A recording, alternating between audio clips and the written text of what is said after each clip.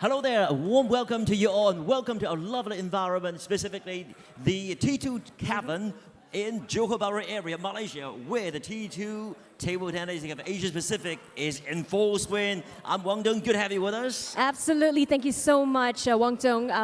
I have been raving about the T2 Cavern since yesterday, and as you can tell, it's so vibrant, full of energy, full of people, but this is not why we're here though. We're here for the tournament. Absolutely. This is my partner, of course. I mean, she is full of energy as well. Jun, lovely lady right here. And before we move on, let's check out the standings of the 4 teams and also the specific rankings of the 24 players.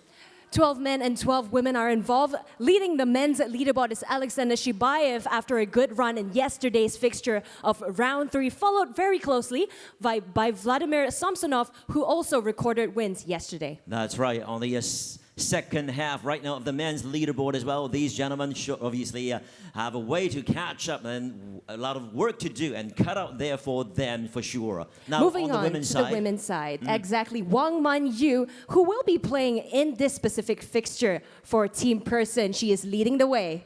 Indeed, and Sun Yan-Shao from China also is taking the second position. Obviously, right now she's replacing Wu Yang of China, and this is the second half of the 6 ladies rankings.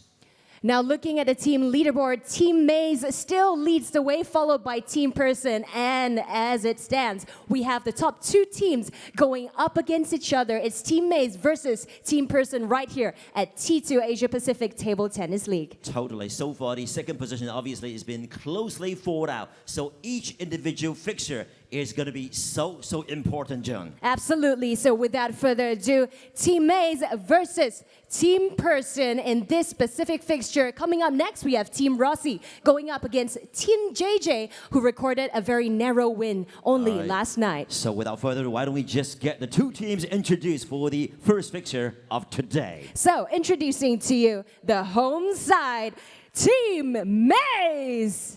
All right, here we go. Led by team captain Michael Mays, Timo Boll, Alexander Shibaev, Chen Tian-ai, Feng Tian-wei, Yang Hae-un, Hina Hayata. Great lineup there.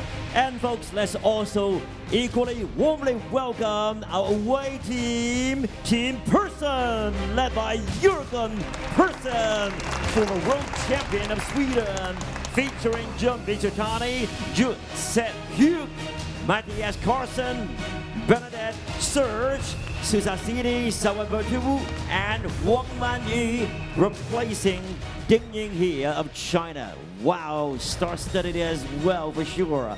Okay, folks, now the team is all ready. Why don't we also get a big round of applause for our referee team?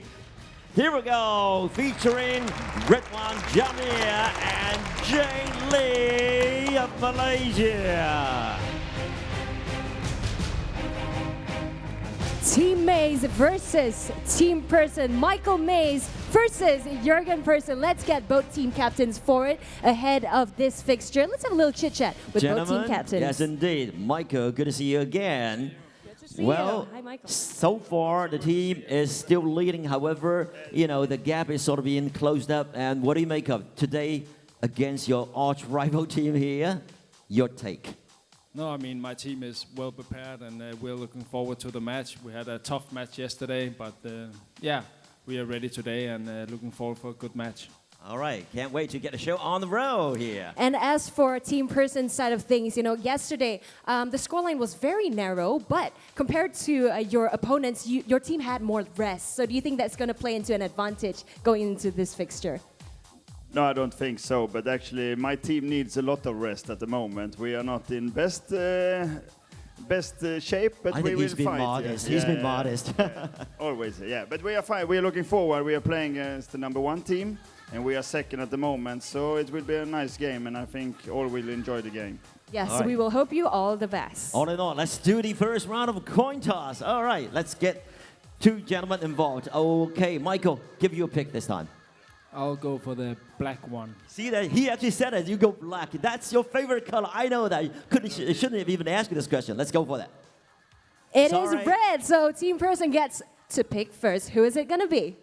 I'm gonna pick Wang Man-yu. Wang Yu leading the leaderboard right now for the women's, and she will be appearing first. She's going Rising up star against from China. Michael, your answer. She will face Hina Hayata. Hina Hayata, also a rising star from Japan. Wow, what a match to look forward to. Yes, Wang Yu versus Hina Hayata. That starts now. Game 1.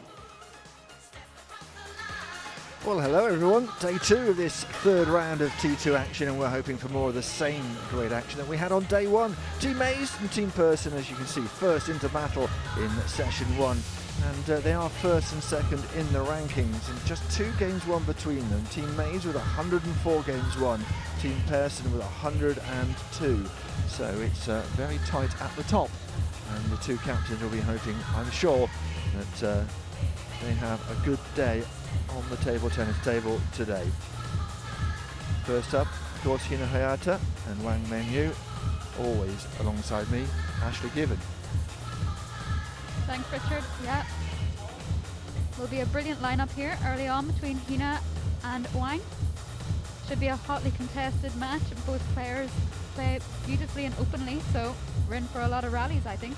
Yeah, 2 youngsters, a 16-year-old and an 18-year-old. Of course, Wang Yu, the person who's been substituting for the world #1 Ding Ning while she's away from our series. I'm pretty sure she'll be back later on for our grand finals and the heats before that as well. So this is our first match of this second day of round 3. Hina Hayata of Japan against Wang Yu of China.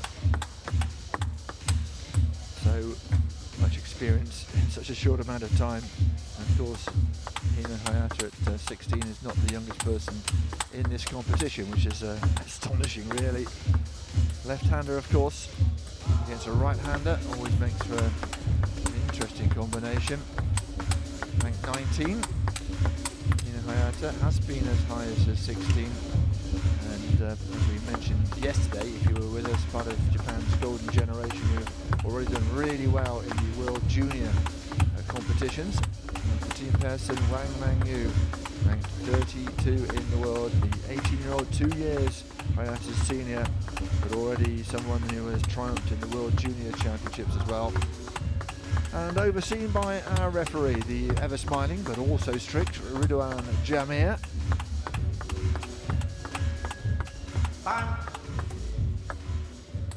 One from Dickinson. Good to see a lot of local officials getting involved. And here, of course, at the T2 Cavern in southern Malaysia. Johor Bahru, in sight of Singapore as well. I'll talk more about our setting a bit later on, but we're underway. No, 1. Opening little shot from Hina. After losing her match yesterday, she'll be trying to make her mark here early on.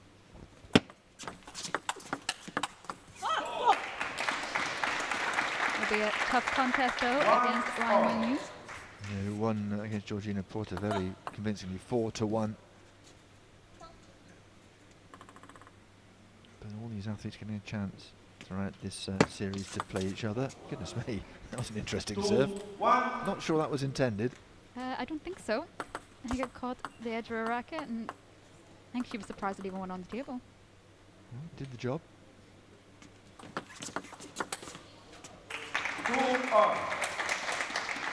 This time it's Hayata flinging the ball long.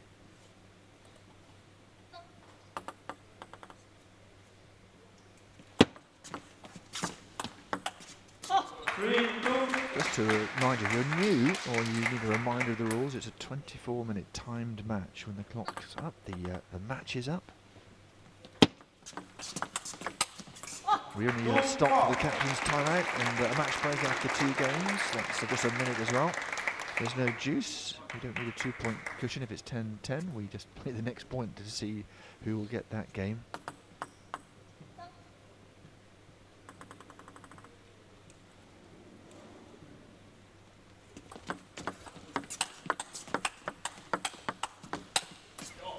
And both these players looking in the groove straight away. Well, quite cleverly before this match, Wang Yu, her practice partner was Mizutani, another left-hander.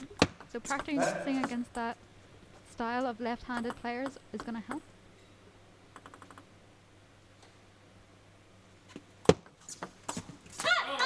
long. 5-3. We also have, just going back to the rules, a kill zone game. If we get to less than 2 minutes on the clock and we finish a game, then we'll stop the clock and play first to 5.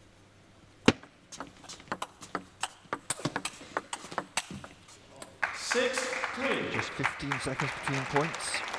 And the officials are very hot on that and have a yellow and a red card, which means a points deduction if they're not very happy. 3-7. And just to let you know that each game won is a point for the individual and the team. And that all goes towards getting to the grand finals. Both the teams, 2 teams get there, and the top 4 men and women as well.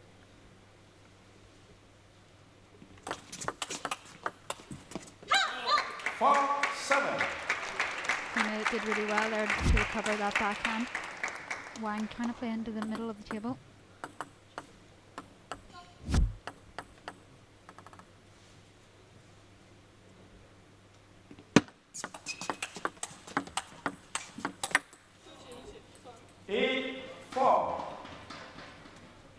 Well, Wang starting to assert some control here. Just dipped on her. And, never good when you end up on your backside.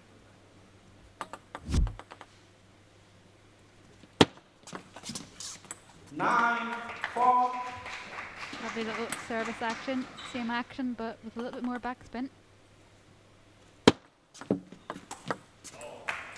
Again, fooled by the serve is Hina Hayata. That one just a touch lighter, a little bit more float, causing the receive to go long.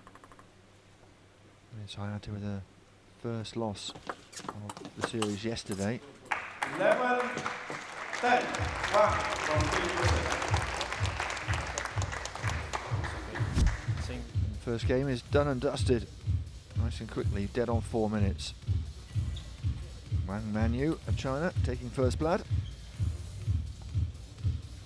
The serve is what it's all about at the moment. 88% for Manyu. Manyu, only 43% for Hina Hayata. Second game. Lower. So it's Hayata has to up her serve and up her game generally.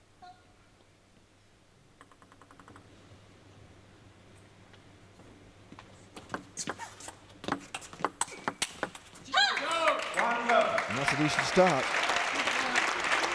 The crowd in here today, enjoying themselves. And they're in the VIP seats, all the bleachers. Good view all round in this intimate atmosphere.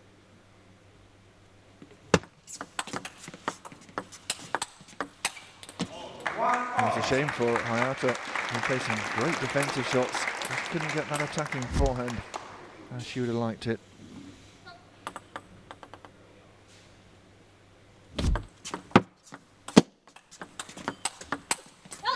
It's long this time from Wang.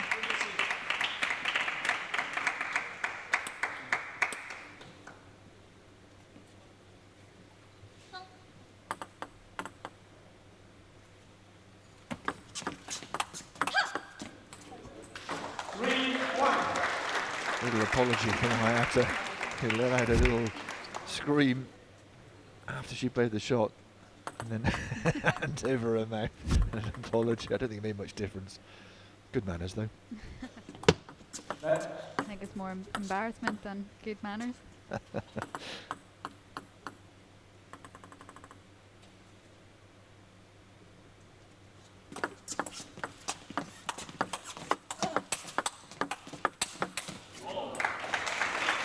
Great control from Wang Manyu. Bring the ball to all corners. Just injecting a last minute bit of speed through her forehand in that last point.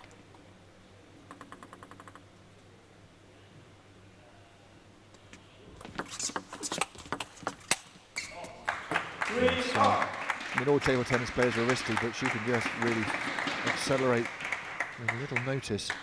I think it's all about how much flexibility you have in your wrist as well. And being in the Chinese system, every part of the game is meticulous.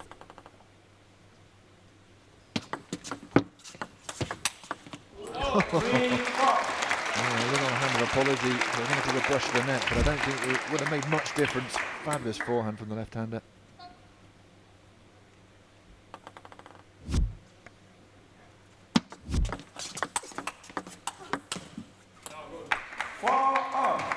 behind the net, not helping her.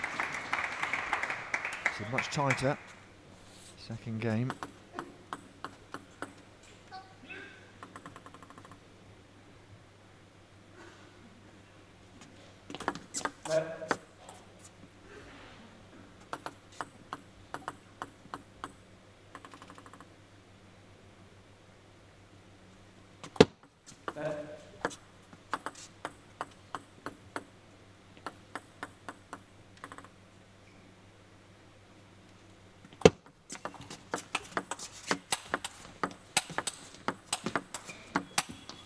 Oh, great defending from Wang Manu. Hayata threw everything at that. It's interesting though, both players are using similar service styles, trying to cut around the side of the ball. I don't think either of them will get cheap little points off service. If they both use that service, they know exactly what spin is coming off it. That's a great, almost a set play from Hayata. I'm very happy with that.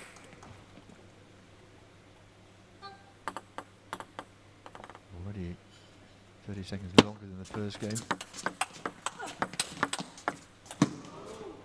Beautifully placed. Didn't need the power that time. Just needed to guide it to the corner of the table. You can see she was a little bit off balance there after running to the wide forehand, but did really well to equal out her legs and her hips just to put that ball on the table. 6-all. It's nicely played by Hayata. The ball just died on Wang.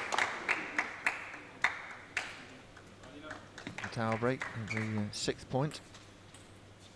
It has to be within that 15 seconds. And 15 seconds, just a guideline. You can be hurried up even before that by the referee.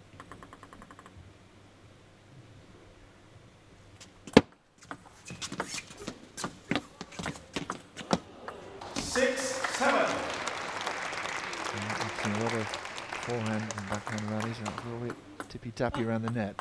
It's always perhaps not the best spectacle, but really a game of chess between the two as to who was going to blink first, really.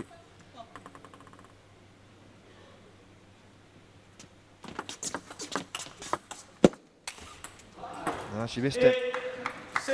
Well, she set that up beautifully with the shot to the forehand, just couldn't finish it off.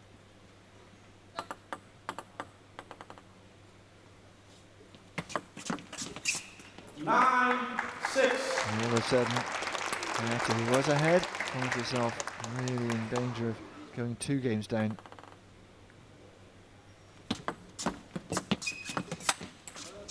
It's long again. 6-10. All of a sudden, that forehand has deserted her. You got to think at 7-6, that was her chance to even up. She made a huge unforced error there, and now paid the price, being 10-6 down. 7-10. That's better.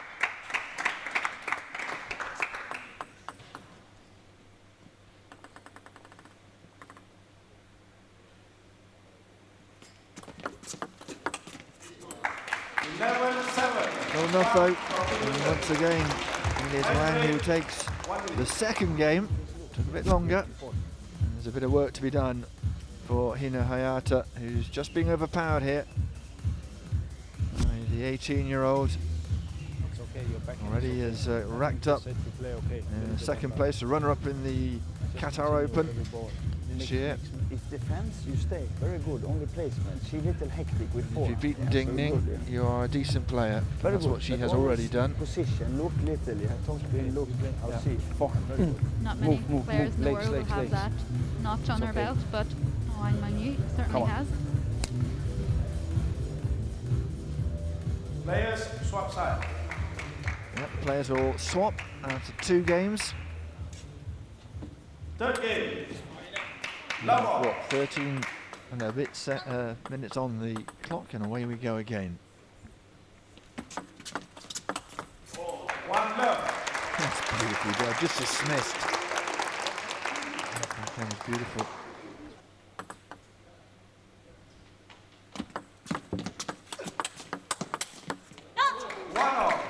Great response from Hayata. Took everything that Wang was throwing at her. It's a beautiful winner as well.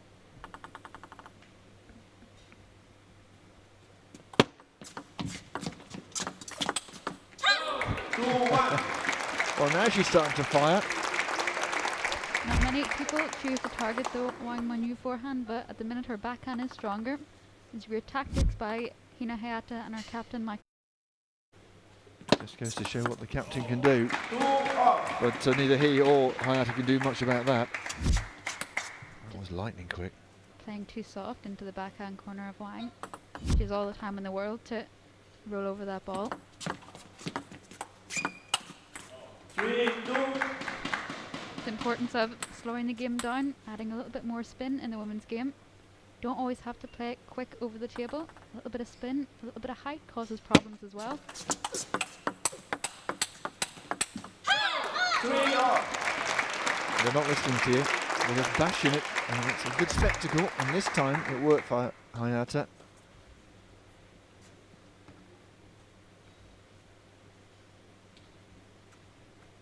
She's very pumped up. Really wants to get a foothold in this match.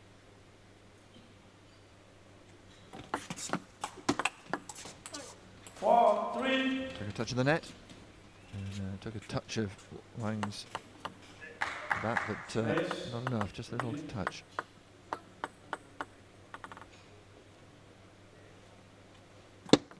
Net.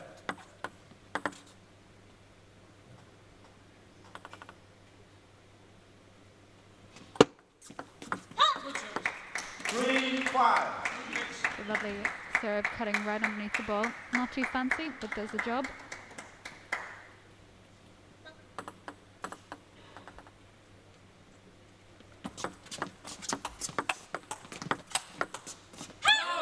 That's long. 3-6. Good strength from Hayata, kept going on that forehand.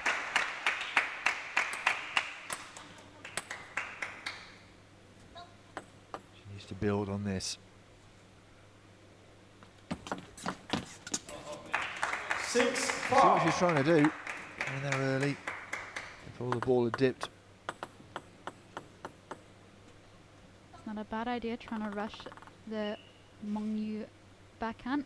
Playing a little bit too soft there at the minute. The right idea. 6-5. Right idea again. Playing into the forehand side, trying to vary the position of the ball. Just not pulling it off at the minute.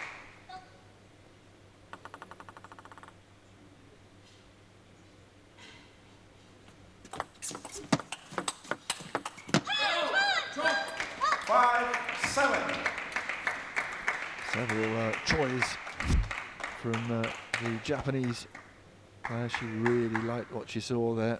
Gave it a lot of top spin. Just a little bit too much for Wang.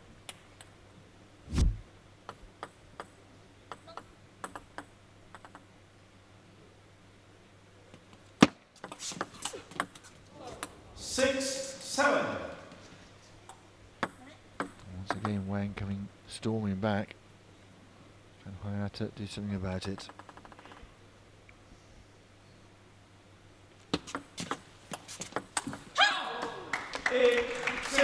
Lovely little slow spin up does the trick, creating the angle that was difficult for Wang.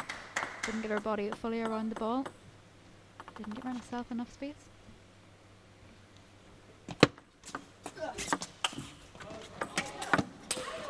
Almost landed it. That would have been a spectacular bit of defending. But she is still ahead of the Japanese. All credit to Wang putting that ball on the table. That is definitely not an easy one.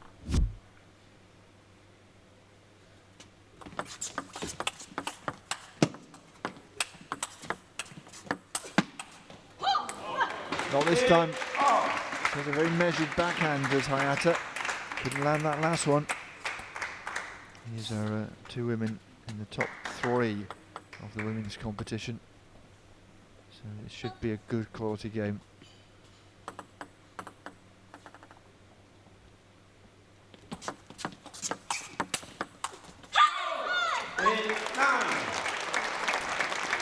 Crucial point, really crucial point.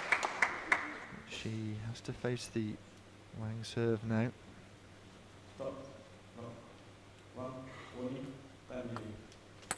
First time wasting warning of the day. Didn't think she was too slow, but there you go.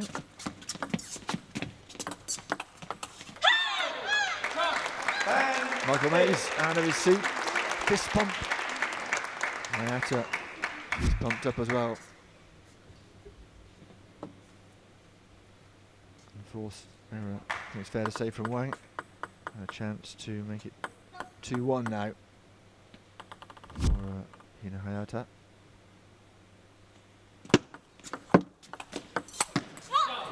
And it's long, I think. Yes, it is. And that's a good comeback from Hayata. Yeah, these two, Wang Manyu, along with, of course, Ding Ning, who they share the points together. They're top with 26 games won. Sung Yingsha, 25 games won. And then Hina Hayata with 18 games. And she shares that with Szocs as well. So it's pretty tight, but there's a little gap between the first two and the rest. And that's why it's really important for her to at least keep things level here. Perhaps she can get herself a win in this fourth game. Sneak perhaps a quick kill zone game, you never know. But she has to keep believing, because this woman here is a real quality table tennis player. Love 1.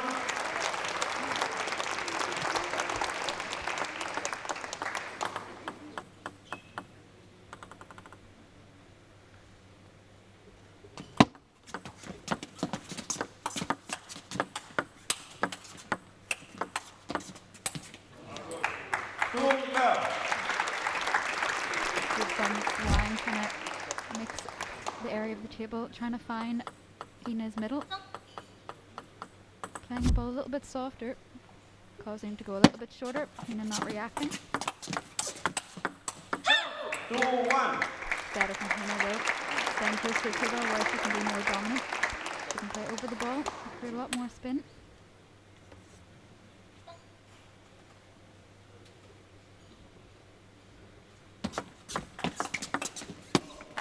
Didn't work this time, but like you say, she was quick in, putting pressure on Wang. That's the right way to go.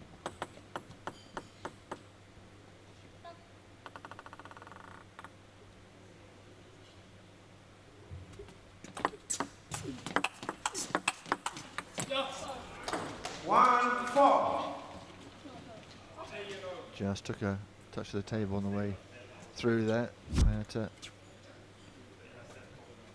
whether she realised it. Certainly Wang did. I don't think Michael realised it and saw him celebrate and then going, oh, I think I was wrong. Yeah, he's the wrong side. Can't really see from the other side. 5-1. Something like that can disrupt the player though. When you think you've won the point, and then all of a sudden the point goes on the other side of the scoreboard. Just needs to settle herself down now, refocus. Yep. Top 3 inches of the body. Perhaps the most important. Get the mental bit right, you'll be fine. 6-1. Kicks off the table. Just beautiful play from Wang at the minute in her element. 6-1 up. She's not too stressed after losing the last game.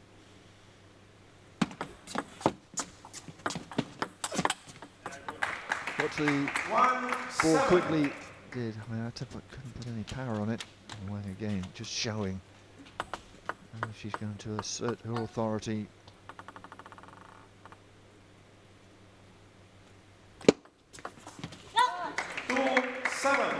Good miss from Wang. Trying to vary the shot. Hina was thinking that was going to go cross court, so if it had landed, Corey would have won her the point.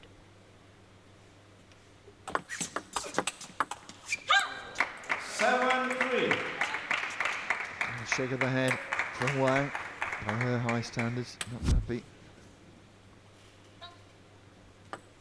Let's have a good talking to.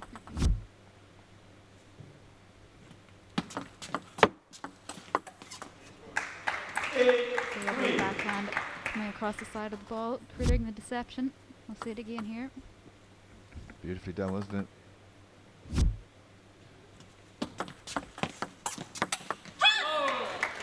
We've seen this from Hayata. We know even at 16 she's such a complete player.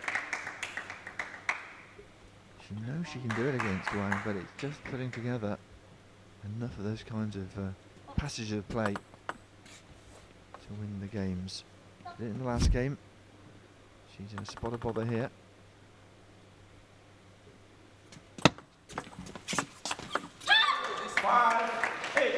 Lovely inside out forehand from Hina. She's coming up on the rails here, and I think we're going to have a timeout. We are, I think, that possibly called by Wang's coach, and that's Michael too slow, yeah, because then Mays. time, yeah. If she times, The other way around, being pointed out by Ashley Hilgan person. That's what I thought, but also here, quick. anyway, there you go. Sometimes you make service, Well, they're both looking very stylish today, so it's hard to tell them apart. and your service always changes like this. Good. Okay. Good. Good. Keep pressure. Yeah. Okay. 2 timeouts allowed, 1 for each captain, as well as the timeout 1 minute after 2 games. We like to keep things dashing along here in T2. Suits some players, doesn't suit others. Talking about that yesterday. How some of the, like Jeong Ji-hee, really good player, but doesn't really enjoy the fast pace of this T2 tournament. But everyone's enjoying the format. It is just a question of adjusting your play slightly, getting used to the differences. Trying to use the time, speed to your advantage as well.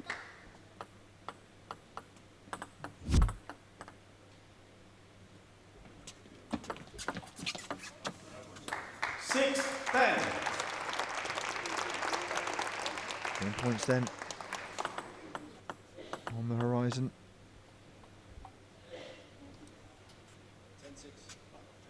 Just a slight pause here because the scoreboard you can see on the left hand side of our screen we're saying 5-9.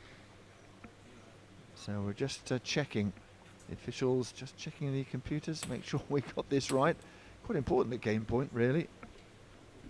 There's a little bit of a conflab. There we are. Just working out whether what we've got is right or not. There we are, 6-10 is now on the courtside screens as well. And Hayata serving to stay in this game. And we're inside the 2 minutes. So we will have, I imagine, a kill zone game as well. And there you go. 3-1 at the moment for Wang. It's been pretty serene going for the Chinese athlete. First to 5 points. Well, we'll stop the clock inside of 2 minutes. We're into the kill zone. First to 5. No time pressure. There's a bit of pressure on that woman there. The 16-year-old Hina Hayata. It's okay. Play free. Flip, flip. Short. Just play. Come on now. Last hit. This here. Always change here. Okay, good. Very good. And legs here. Look little. Okay.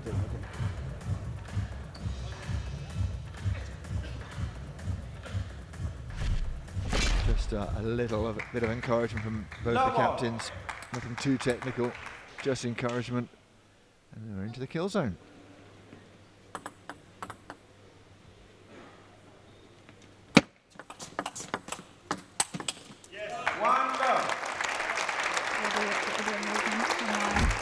Creating a little bit of space in that forehand, injecting a little bit of power through your forearm.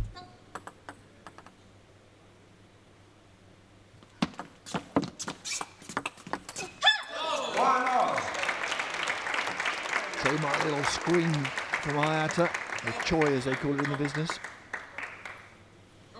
Did ask Gavin when he was commentating where the word choi comes from. Is it just the noise that's made? Actually just makes the noise when she's playing. Doesn't think about those niceties. Into the net from Hayata.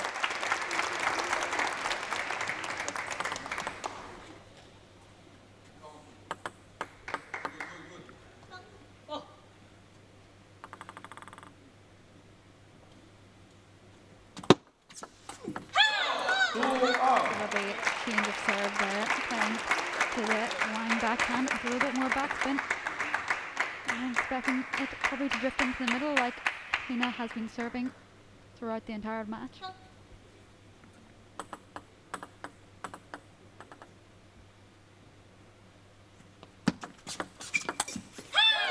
Flick backhand doing the job. Getting in quickly, putting Wang under pressure. And this is the beauty of the kill zone. If you get off to a good start, you've really got a chance.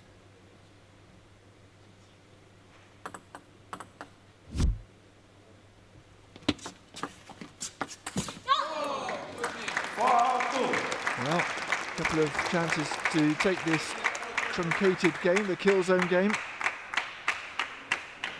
You should be very pleased if she can do that. If the net loss is just one game, then you look to take as many points off people below you as possible. I hope Wang has an off day once in a while.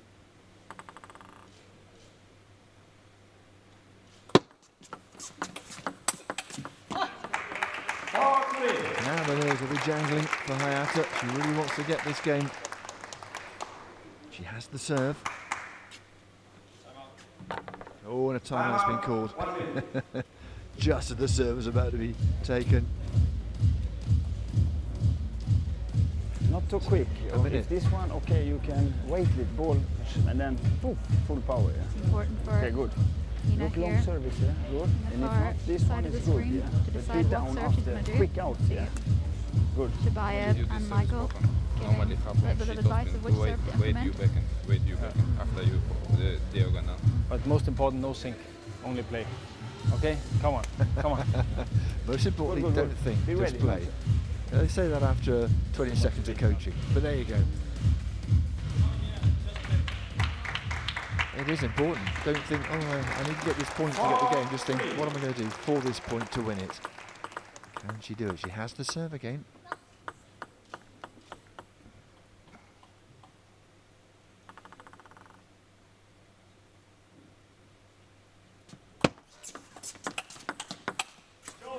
Oh no, 4 apiece. We don't have a cushion of 2 points. We go straight to the business at hand. Next point wins this one. 3-2 or 4-1. We'll find out in the next 10 seconds or so.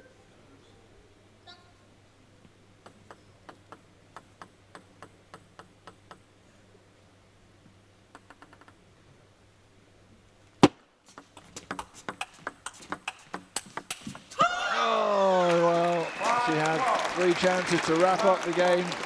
Couldn't do it. And so it is a comprehensive win for Wang Mengyu by 4 games to 1. And it really was a shootout, wasn't it, that last point? Just couldn't make it stick. Went for the forehand instead of the backhand. And that's what it means to Wang Mengyu. 4-1. And more importantly for her, 4 important points and a +3 advantage over Hayata, who is in 3rd place as we started the day. That's how it looked. And a real chance gone begging for Hina Hayata just to make it 3-2. You can see the points were on the serve, very, very important, and of course as the receiver as well. The stats going the way this time, of course, as the result. Some lovely open play from both players. Serving in the same style, creating a lot of open rallies. Fast, short, compact strokes from Hina Hayata and Wang Mengyu. 6-5. Yeah, it's not been a great day for, and 2 days for Hina Hayata. Lost to Sung Yingsha 4-1 yesterday, and of course Sung 2nd in the rankings as well. So that will hurt her a little bit, but she's still looking to be in that top 4, of course, come the end of the season to get herself into the grand final. And she played well enough, just was outpowered really by Wang Mengyu, who takes this by 4-1. Well, Wang Mengyu putting Team Person off to a good start by winning that match 4-1. 开始的时候你打得很满意，可是第3局的时候，出了一些问题，发生了什么事？我觉得还是一个对方的无谓失误减少了，然后可能发球方面没有很大的优势，然后没有坚定之前的战术。第4局你又追上来了，可是 kill zone 的时候，你的对手领先，你的 coach，你的 team captain 跟你讲了什么，让你赢了那个 kill zone？ 佩尔森教练就是 good， 一直在鼓励我吧。然后谢谢，然后一直鼓励我，包括从这个弧线上去做一些调整。 So it turns out that the magical words from team captain Jürgen Persson gave Wang Wanyu that confidence she needed to kill that kill zone. Next, the men's singles. Stay tuned with us.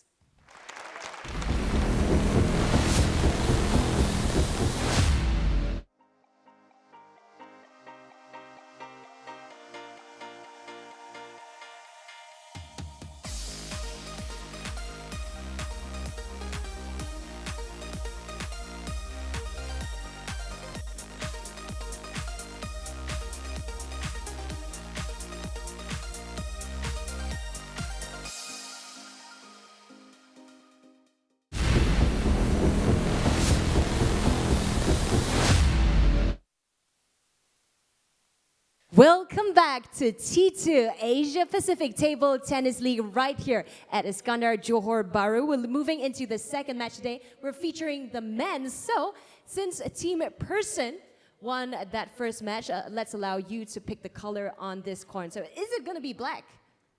No, I go for red now. You go for red now. So let's see what happens. Red indeed. So you get to pick your player. Who's it going to be? It's going to be Jussi Hook. Absolutely good choice. And he's going up against? Timo Boll from Germany. Perfect. Let the game begin.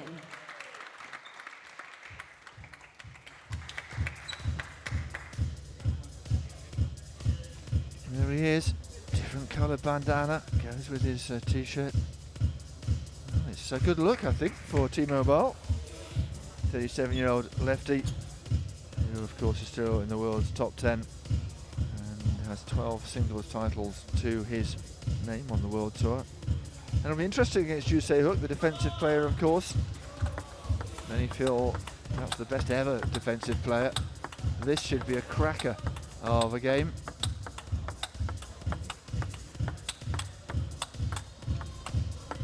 Boll, of course, having a good tournament here. One of the standout players, 5th in the rankings at the moment in this T2 competition. Jussi Hook, 1 behind him. 2 the difference in the games, 18 to 16. So this could be significant if Jussi Hook can win this in convincing style.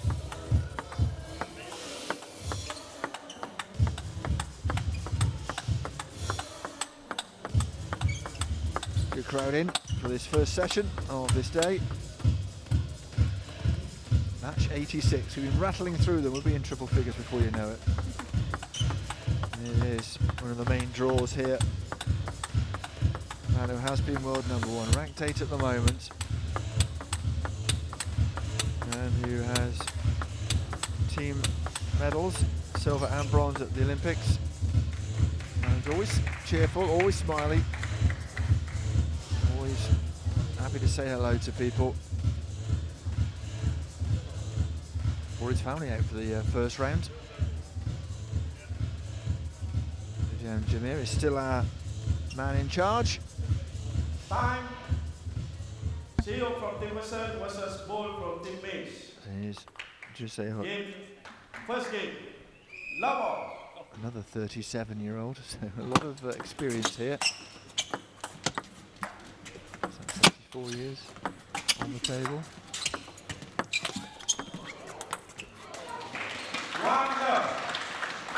A fascinating tactical battle, this one.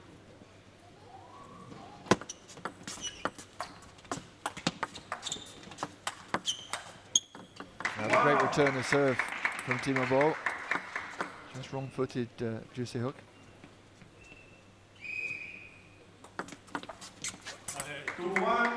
So that'll be that little side topspin serve.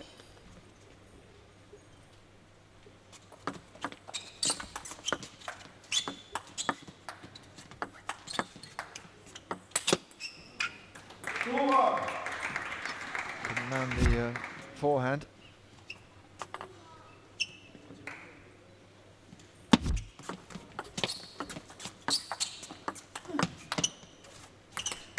Well, you don't notice if you're perhaps not able to be really close to courtside. It's just how these players change their back position from serve as they're moving back into position for the rest of the point. It's quite impressive, really, for us mere mortals, anyway.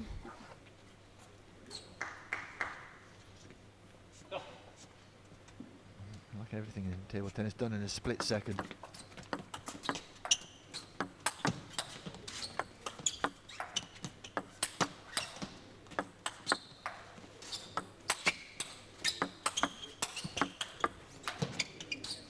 Oh, just long. Just long. Ju was waiting and waiting for a chance to perhaps come to the table and attack. Just kept coming back from ball. This will be a little bit different for Ju today than it was yesterday against Paul Drinkel and Dmitry Ovtcharov. Both of those players playing with a lot of power and a lot of short rallies. Timo, on the other hand, chooses a lot more spin on the ball, be longer extended rallies in this match.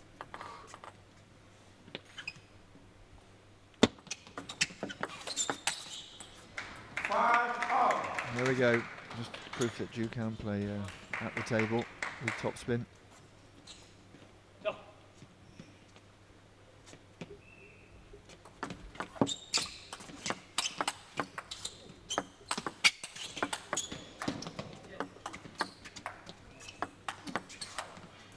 Oh, that's a shame for Ju. A couple of cracking forehands, and then they had to be back defending. It's a great play by Boll. Some consolation to Ju. He's putting on a great display for the crowd and you guys at home.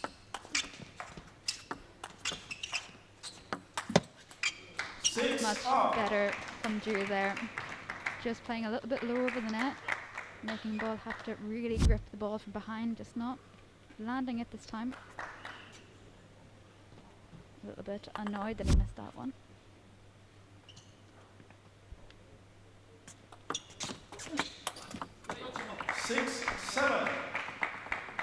Well, this is going to be a tight one by the look of it. Two very contrasting styles, two master craftsmen. You can almost see the chess pieces being laid out as these guys play.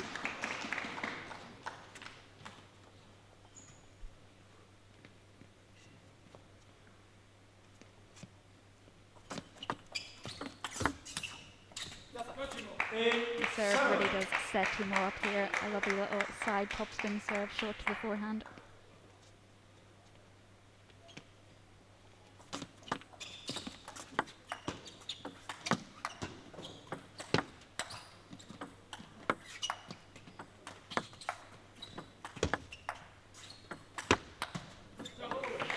The patient man is Timo.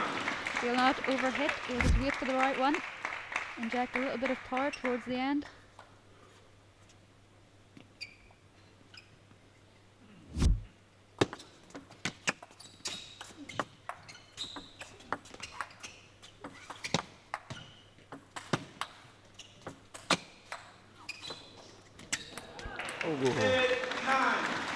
What a great rally. It's, like you say, not full of crashing forehands, but just very technical. This time Ju able to outlast Timo.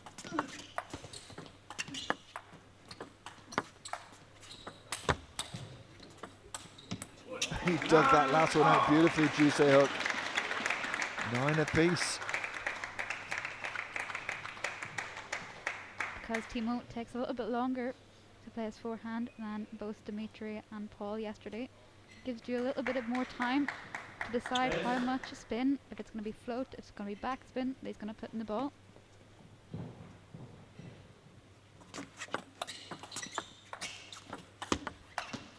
A little bit of indecision there from Ju, yep. Thought he was going to play a backhand in the last minute, changed and chopped.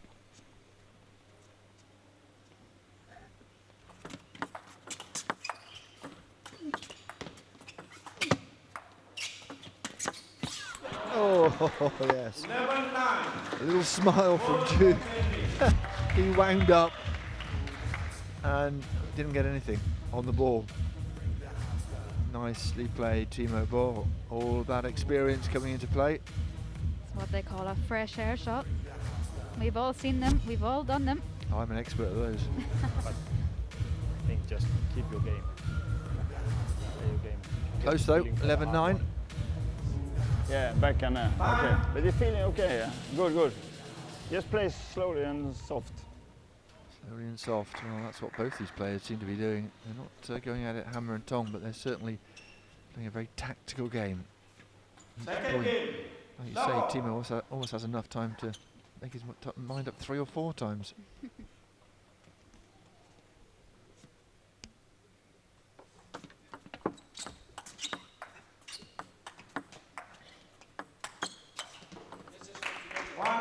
Really dipped on Ju, trying to dig it out from calf high.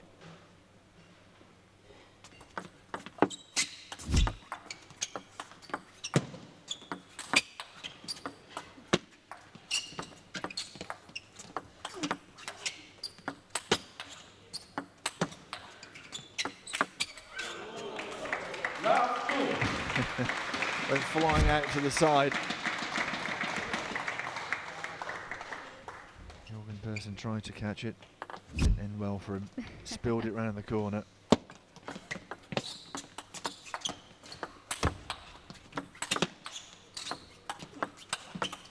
Oh, that's a great player from Ju.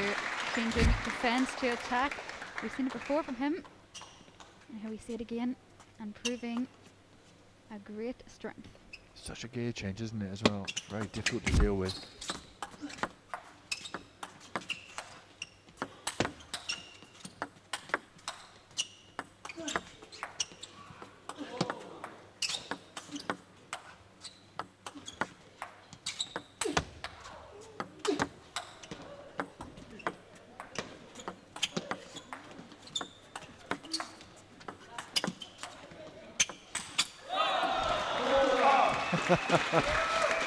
That was not a short point. Little smile from Timo Boll. He did beautifully during the rally, did well to deal with the net cord, change the pace. At the end of the day, he blinked first. Sigh of relief there from Ju, I think, at the end. Well, they're not getting any younger, are they? You're only as old as you feel. I think these players are about 20 in their minds. Oh, yeah, they're in pretty good shape as well.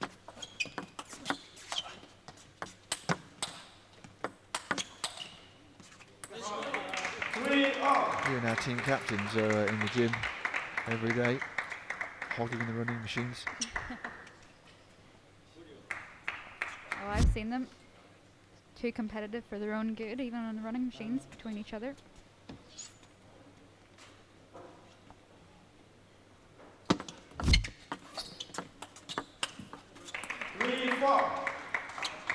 Tried the attacking shot, didn't work out.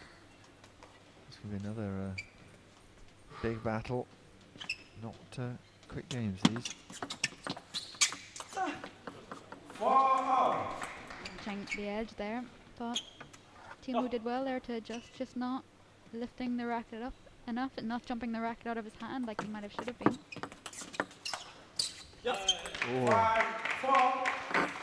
Came very close just to taking the edge and disappearing off sideways. But Boll is ahead.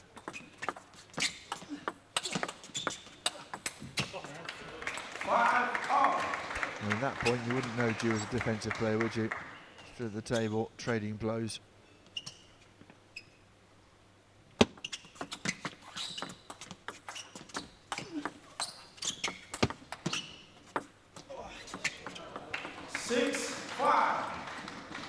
This time just tying Boll up in knots. That ball just kept chasing him.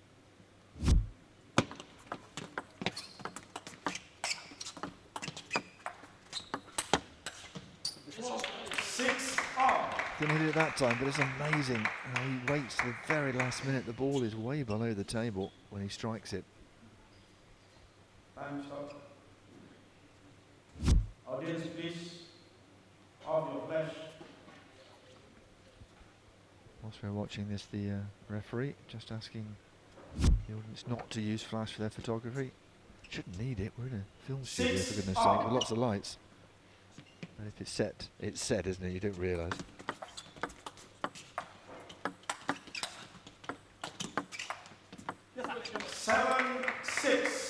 I'm certainly enjoying what they're seeing here. Lots of oohs and ahs, certainly in this match.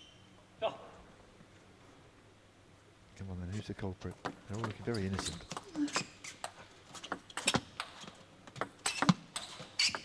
No, not quite. Really fast forehand from Boll. Just couldn't get the time to D it out. Brilliantly finding Ju's middle there.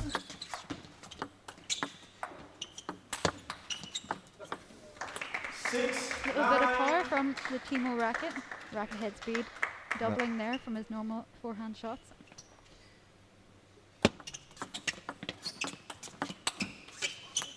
And 6. Just starting perhaps to work out the right way to play here. 4 game points.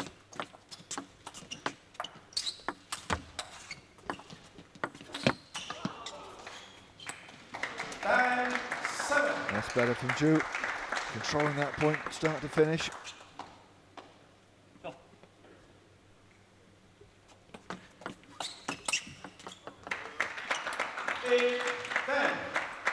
Can he get a couple more and then snatch this game? It's a big ask. He has the serve though. Well, we've seen Ju come back yesterday against Paul Drinkle to neck a set. So anything can happen.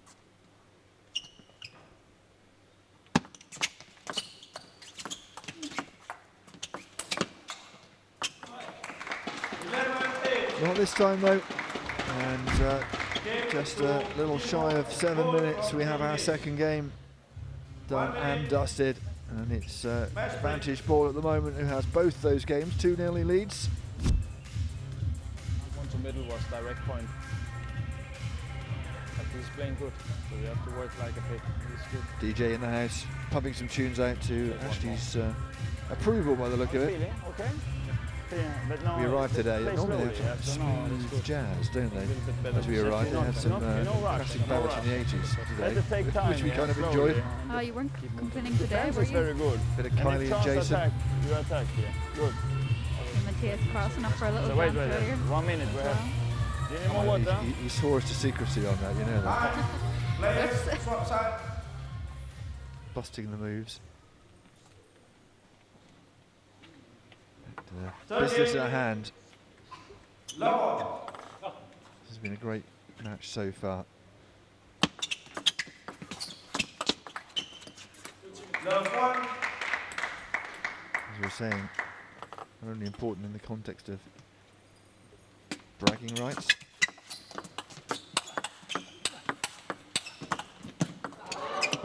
But also in terms of where they stand in the table, of course. Very close together in 5th and 6th. Very unfortunate from Ju's point of view, net cord. 3 love. Boll checking up there, just not arriving to the Ju racket. Once he was fully committed, he couldn't adjust.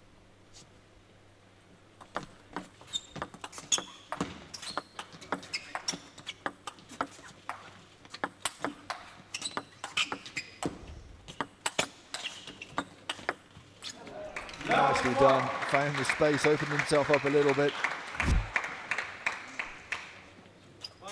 Shows the physicality. I'm pretty sure Ju chopped into the ground on one of those shots.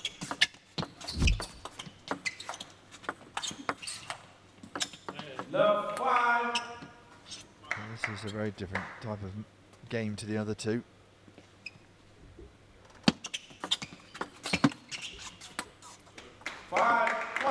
That's better from the man from South Korea. He's in a bit of a battle here.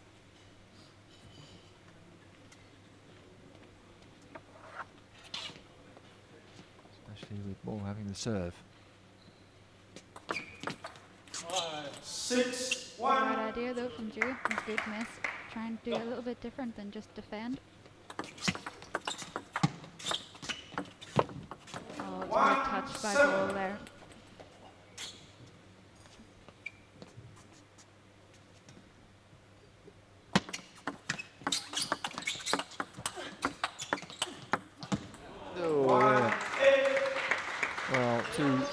attacking backhand and then a complete miss on the forehand. I think he thought he'd won it the first backhand.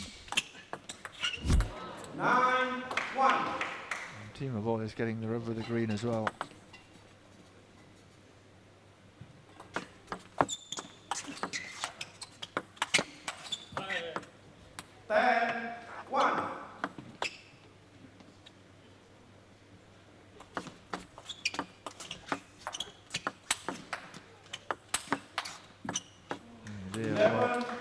There you go, wrapped up in 2 minutes and 48 seconds. And that's a full 3 minutes quicker than any of the other two. So that was something of a thrashing. Yeah, you play too quick. Felt like I blinked and missed that set after the first two. Yeah, well, it's 3-0 for Team of Boll at the moment. We still have just over 8 minutes on the clock as well. So, grand sight to see Team of Boll in full flow with that forehand. That's how it stands. Look at that. 11-9, 11-8, 11-1. I wonder what Ju will do and how he will react to that. There's still enough time for 2 games to be completed, or at least 1 to be completed in full, either a kill zone or a timed out one.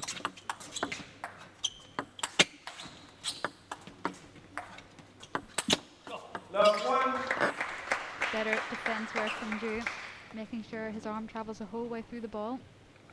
Adding a little bit more cut, a little bit more backspin. And when you've got a forehand like that, you don't really need to defend.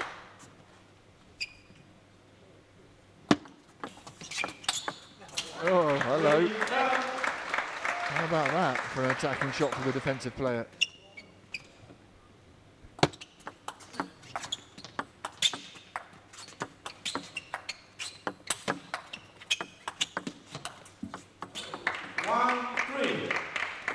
Good work from Boll, just sticking in there in the rallies, just playing enough to get it over the net, playing safe.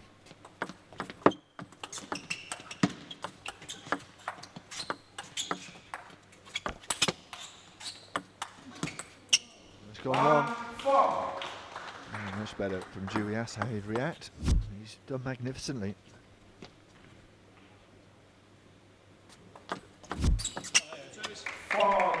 Lovely backspin serve there from Timo. All his serves are a similar action, just different spins at the last second. We can add him to one on the list of great servers for sure around the world. Didn't get to world #1 without a good service. 5-2.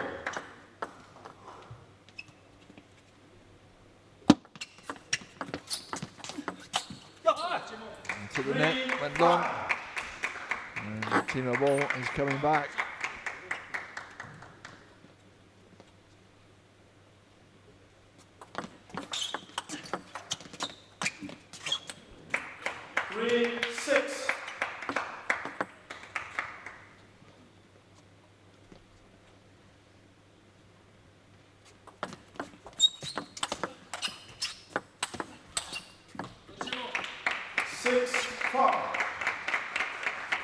Ju, of course,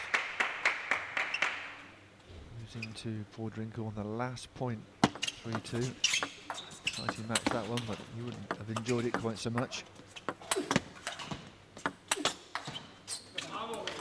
There's enough time to rescue this match as such, but he could possibly win this one, and if there's a kill zone game after that, every possibility as well. Timeout has been called.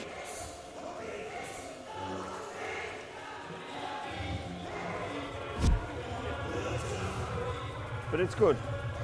If you have chance, attack. Yeah, take chance. Yeah, same with receiving. Like maybe try some. Yeah, you can flip, but it's safe. Yeah, it's good. If you want, you can try a little new there, but it's good. Take some chances, yeah, because okay, if you get some easy. Take some chances is the message to Juicy Hook. Take some chances. You have a chance to attack. But no hurry. Captain Jürgen Persson would quite like to mix it up a bit more. Like this. Put the pressure on Timo Boll.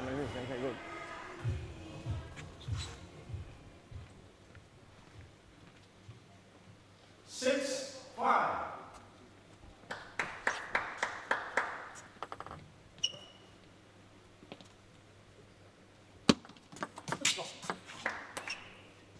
was a wet ball, was it? I'm gonna show the umpire. If it was, it could be replayed. 7-5. He looked at Ju's racket and Ju said, nothing on here. Well, for sure it had to be a wet ball. Like The ball should not have deviated off the racket like that. because no water. New ball, no way. Well, Ju's just saying that there's no water on my racket.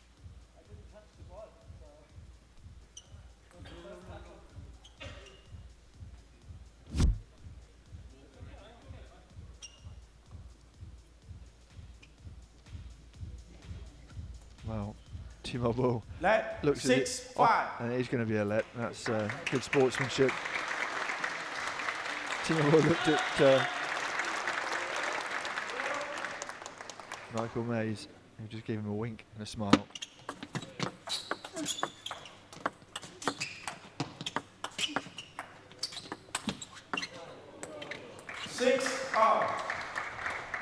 And Ju, having conceded the let, then loses the point.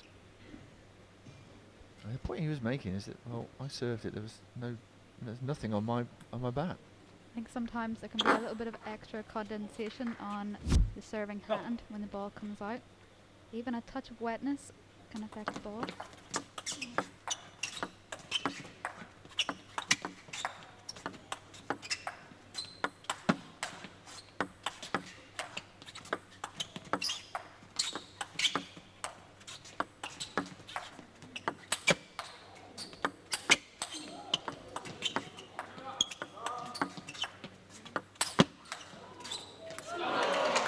Long.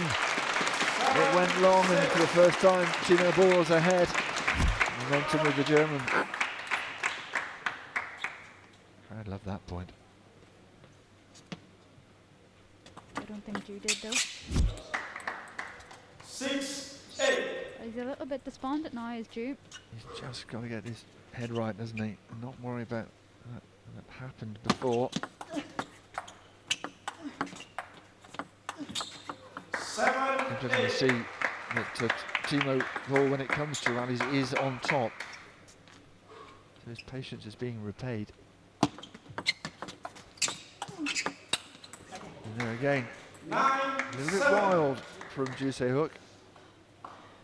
For me though, he definitely does have to attack more. If he sits in defensive mode against Timo's all the time in the world. Ju's where he wants to play. Oh, that was a loose return. 10-7. And all of a sudden, from having a real chance in this game, he's defending 3 game points.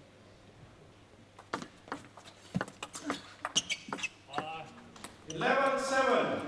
Body language says it all. It really ran away from Ju after that controversy over the let.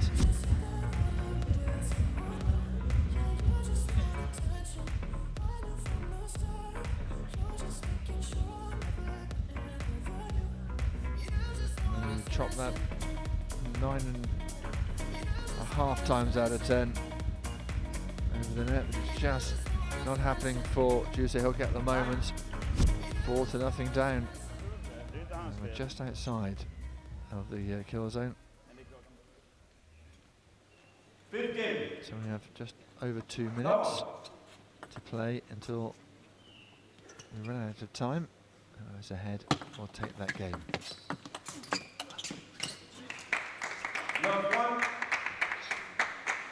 Just feel like Ju is a little bit indecisive at the minute, a little bit despondent, can't think straight a little bit. And that's all down to Timo though, in the way he's playing so smooth, so powerful.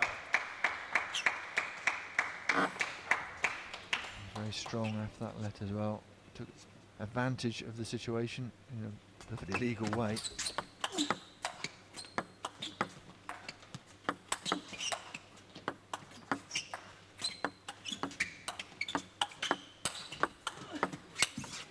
Oh, it was a good idea. Took a bit of net, I think, as well on the way back.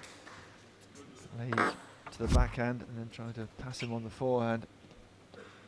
Done a lot into that one.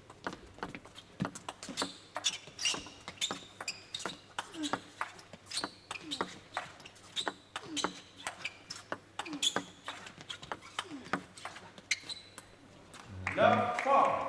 Just drifting wide. And the clock is running down, and this could be a 5-0 thrashing.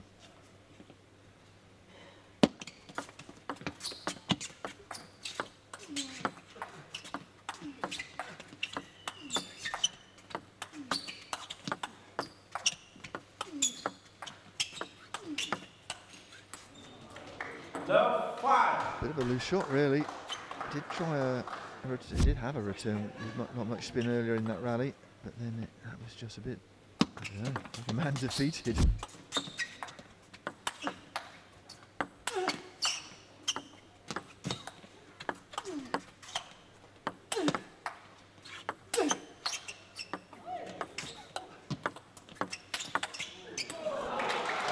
Nicely done. And the buzzer will go. Time has run out. And well, it wasn't quite the match we were hoping for in terms of fireworks, but it was a masterclass from Timo Boll, who wins by 5-0.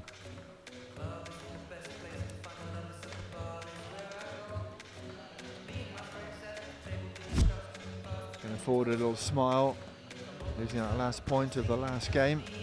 But that was fairly comprehensive, wasn't it? After a tight first and second game, it all of a sudden became a bit one-sided. You can see from the stats as well, it's completely one-sided. 23 forehand winners to 7. 74% of points won on serve for the German. It really was a textbook performance against defense from Timo Boll. He rarely made any mistakes, and Drew unfortunately suffered the consequences.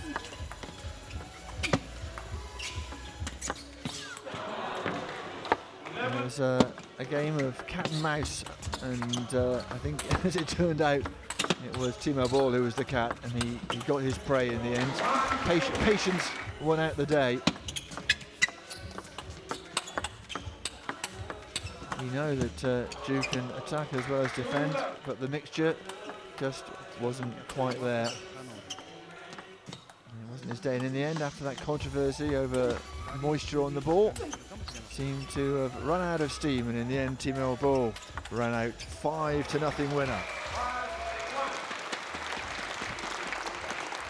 Well, obviously, job well done for Timo Boll. Congratulations, and helping your team come back so strong right now, taking the lead. Timo, throughout the whole game, as I mentioned before, Drew could be a very dangerous player, even though today, given that he's not in his best physical condition, you certainly showcased your killer instinct, didn't you? Yeah, I tried my best. I knew he's a bit injured, not fit, but a wounded animal still can bite, so... Well said. I took care, and I had a lot of patience in my game.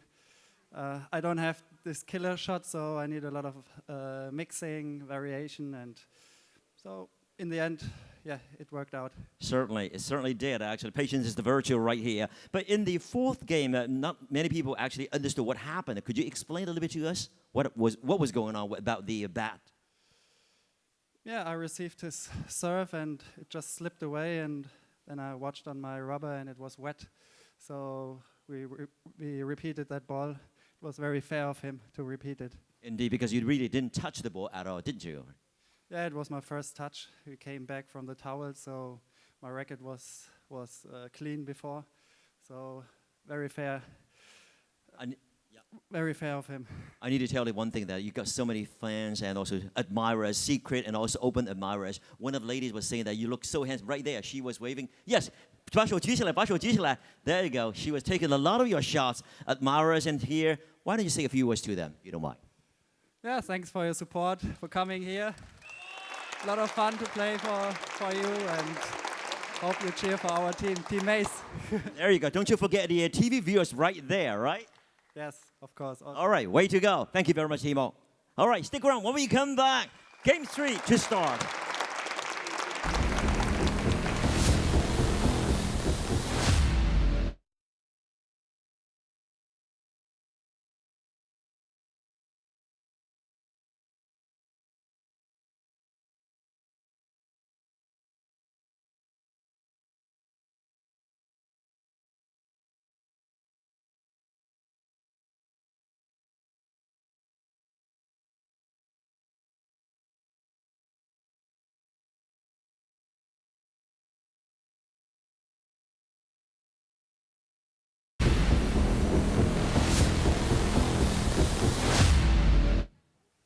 Welcome back so far. May's team actually doing pretty well right now. They're taking the lead, but not exactly a big lead right here.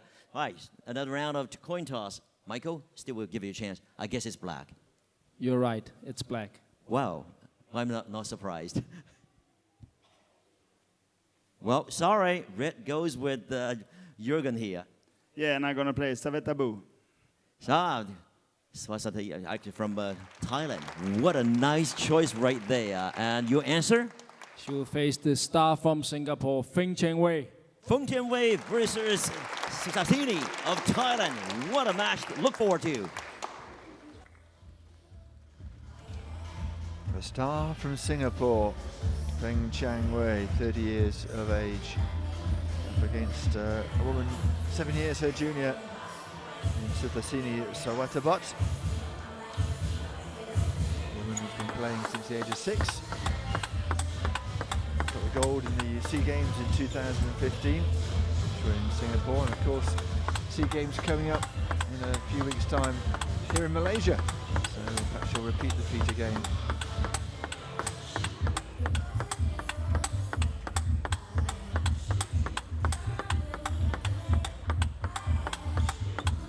Feng Wei is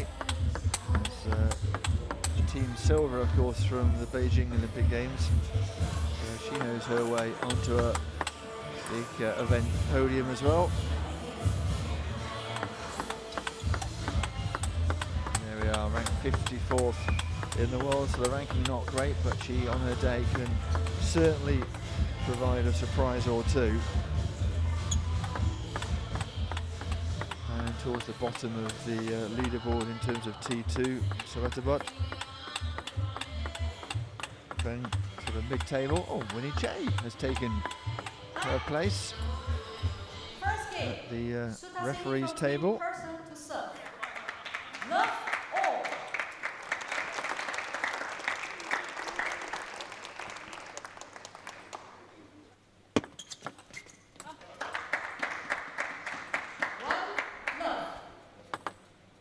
Good service from Sweatabut to start the opening of this game.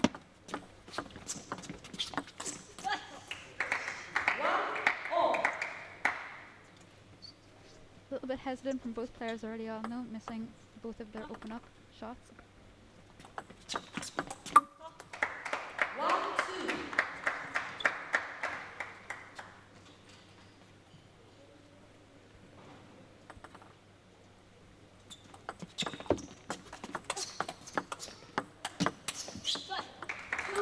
Pushed around the table, Sawatabat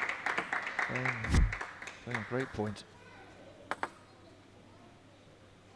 Sawatabat thought it was coming onto the forehand, back into the body.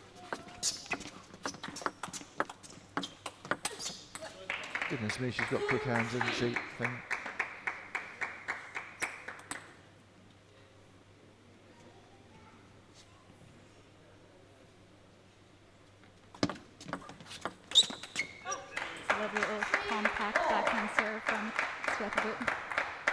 Not too stylish, not too much going on, but keeps it tight, keeps it compact. Yeah, no nonsense, business-like. This is a tight old first game.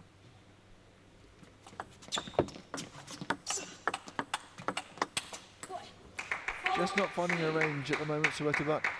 Yeah, just not turning her right hip into the forehand, not creating enough space when she tries to play the forehand from out wide.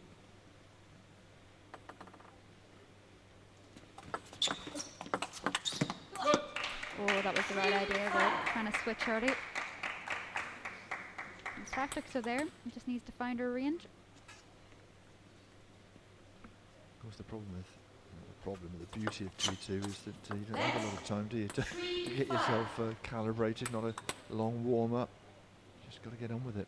Well, we've heard from Timo Boll a few weeks ago that he feels very stressed when he plays with the new speed system. Didn't look too stressed earlier though. Oh no. So you get 5 games under your belt in a match in 24 minutes is not bad going. We haven't had many of those scorelines. Ding Ning in round 1, 1-5-0.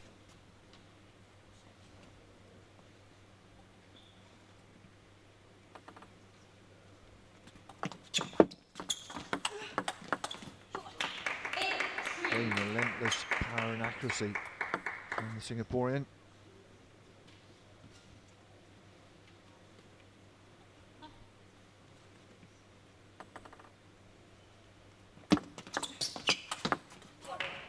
Such really quick hands.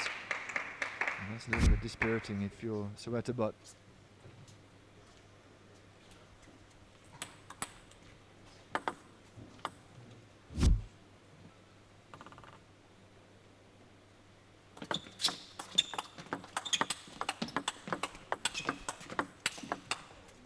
That's a much better point. Really pushing Feng around the table. Quick hands as well.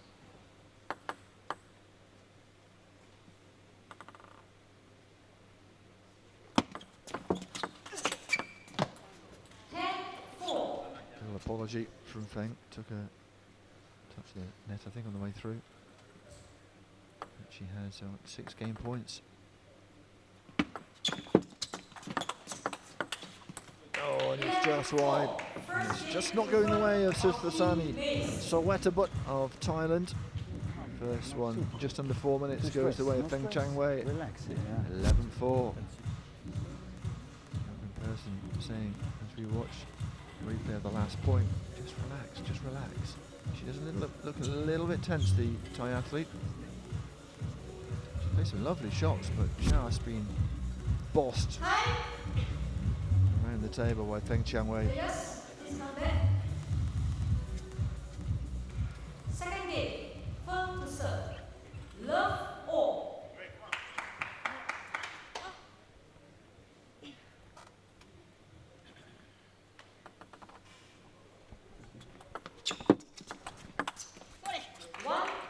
Once again, just not finding her range, Suthasini.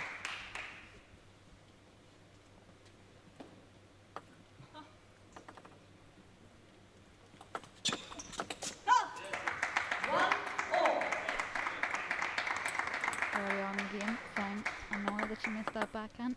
These players hold themselves to such a high standard.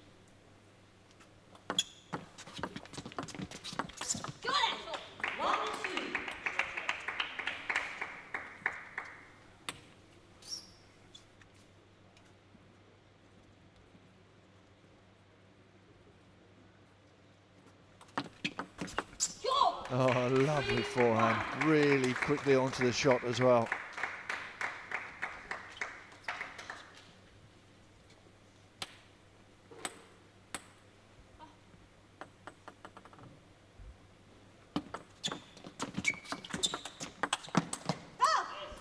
Long this time though.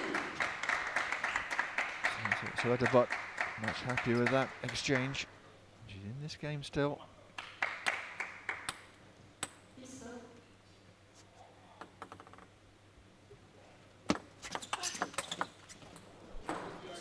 Caught the edge of the racket there from Feng, but I think she had chosen to play into the middle or forehand area of the table regardless. But it does deviate the ball, it does change the spin, makes it difficult for Suthasini to try and play and adjust.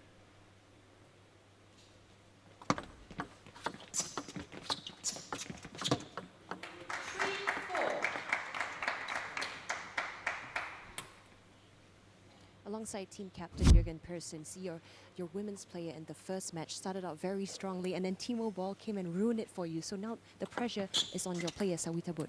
Yes, I would, but I hope she's coming. Yes, she had a slow start, but she's coming back now. Yes, I think we're going to come back here. Both of them are impressive Southeast Asian players. They have met each other on the international stage very many times already. So today, what gives her the edge over her opponent, you think? I think it's because I spoke with Suthasini before, and she said she only beat Feng once, yeah. So she's the underdog here today, yeah, so I hope she can give a surprise here. But as you said, you know, Suthasini is looking like she can handle this challenge this time around. It's only the second game, so let's get straight to it. Well, she's got a bit of work to do in this second game. And a 2-point cushion, she'll be careful, can soon run away.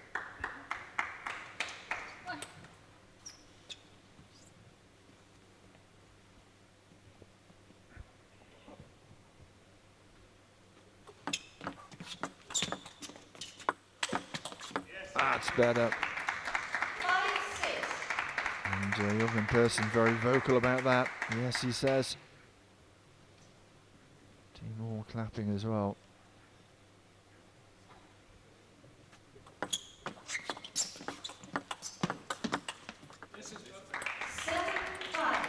This time Michael Mays is the one to praise his player. Says this is good, and he's not wrong, is he? Straight into the body, a lot of power. 7-5.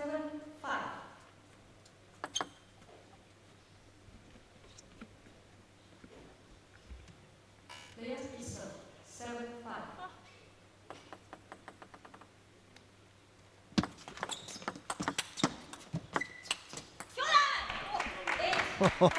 What an exchange that was, and listen to the joy from Feng Changwei. Well, Feng was close to regretting serving long and quick, but she scraped that point really well.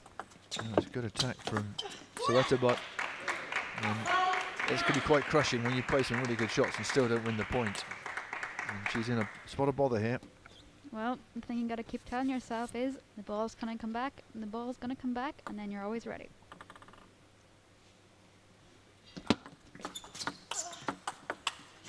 And in the case of Feng, it normally does. Another crashing forehand. And 5 game points.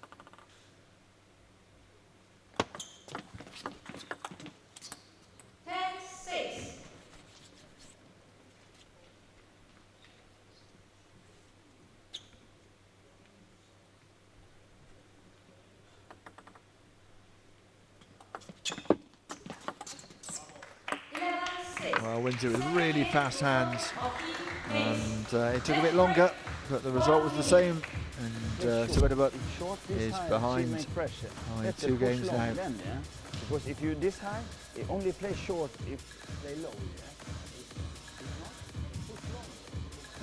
Not so hard. Yeah? If you play this, you very quick pressure. You know time. And same with backhand.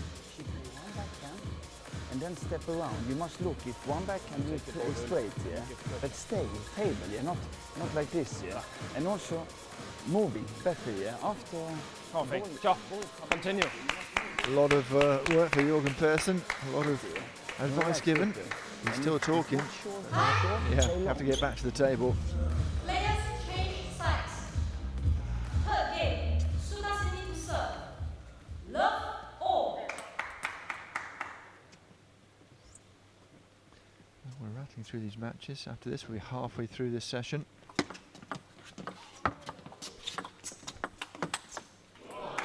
Oh, it was a great backhand block from Suthasini.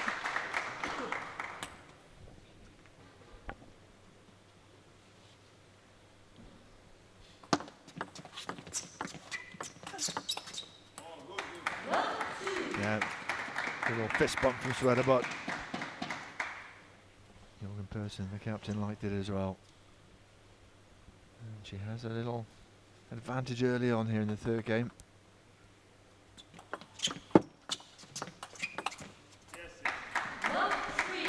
Lovely backhand spin up, taking her time, making sure she takes care of the ball.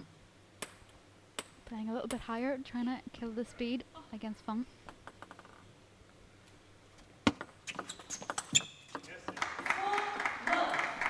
Angle was good there.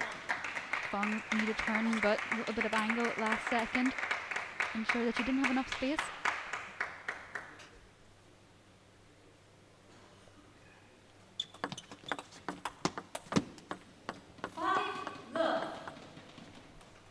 Been a great start from Shibaev, but we'll see if Feng can try to get herself into this game.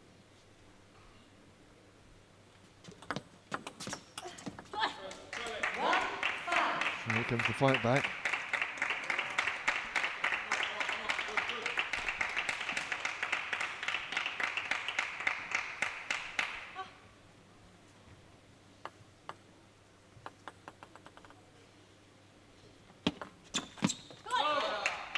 Wrong this time, and all of a sudden, Shibaev knows that Feng is on the charge.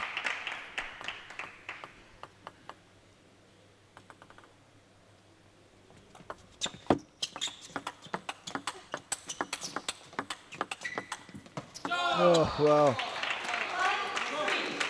You can see why Suthasini is looking a bit crestfallen. Some fabulous shots. The backhand's looking particularly crisp until that last shot, and it kept coming back.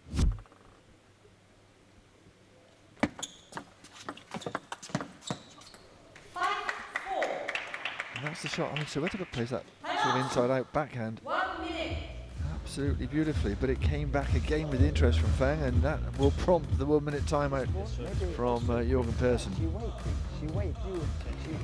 She know you play to forehand, so she waiting. Yeah. Then you must look and play maybe to backhand instead. Not always she waiting. Always you play much to forehand. You must see little how she is standing there. Okay, not there. Then you play Much better. Much better. Come on. Much less to say in the Michael Mays corner. Feng Qianwei coming back beautifully in the second game. Sorry, third game. Time flies when you're having fun. 5-4. Well, she's got to tell herself, I'm still ahead in this game. I've still got a chance.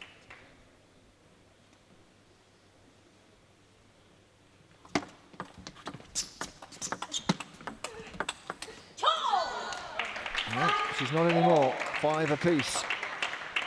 That was a big point for Feng after the timeout. Well, Suthasini was told, don't keep playing it to a forehand. You will get punished. Try to put it into the body, put it long. Well, she's trying to do what she's been told, but starting to panic a little bit, starting to rush her shots. Doesn't want to get into long exchanges with Feng, which is understandable. She's coming out on top in those currently.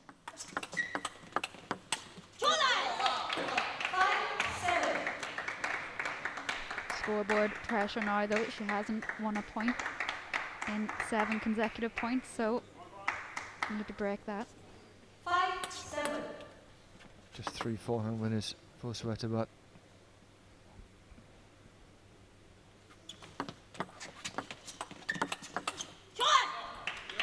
That wasn't a backhand winner either. Well, what a run of points this has been for Feng. No timeout left for Suthasini. I can't imagine Michael Mays has any intention of calling his timeout anytime soon.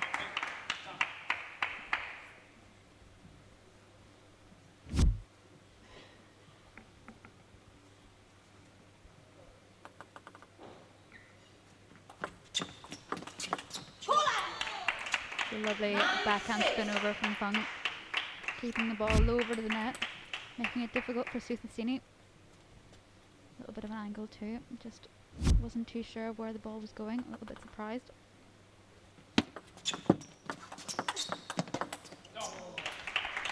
Game lightning fast hands from Feng. Suthasini is not playing a bad game, but here she is again defending game points.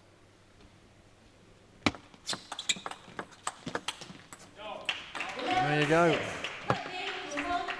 3-0 at the moment. All going the way of the one from over the water in Singapore, Feng Qianwei, naturalised Singaporean, originally born in Harbin in China. And she will be happy enough with what she's done so far. Still 9 minutes on the clock.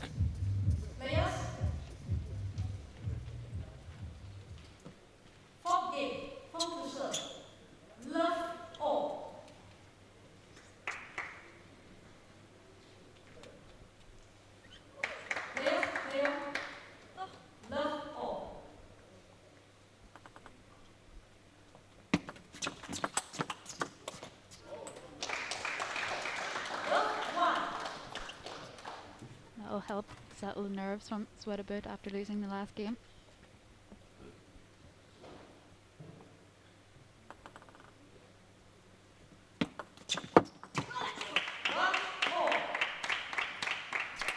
Hand is a little bit tight from Suthasini. It's not caressing the ball, not coming underneath or around.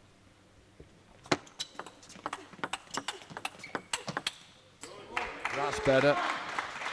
She's been doing this all the way through, but this time just managed to tuck Feng up a little bit. And mistake.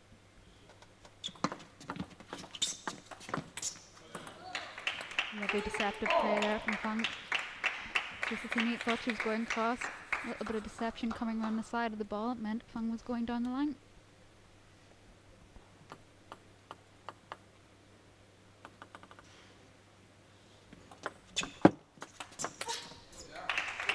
And that's 2 in a row. Same shot, same angle, same placement. If it's not broke, don't fix it.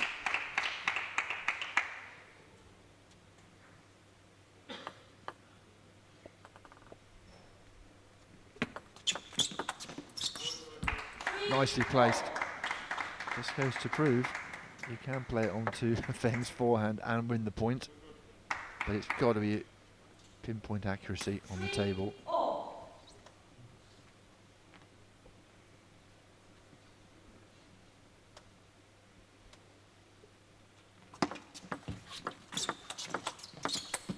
That was a fabulous backhand. She's done it a couple of times in this match, normally to no avail, but a great shot from Shibaev. Nose ahead again in this 4th game.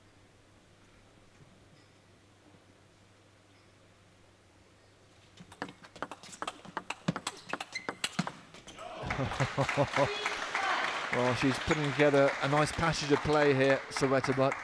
Question is, can she keep it going?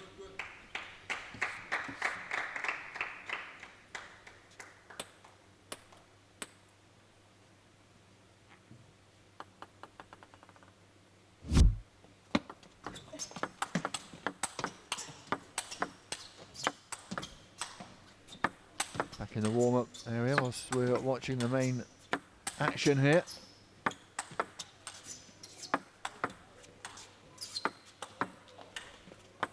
Oh my word.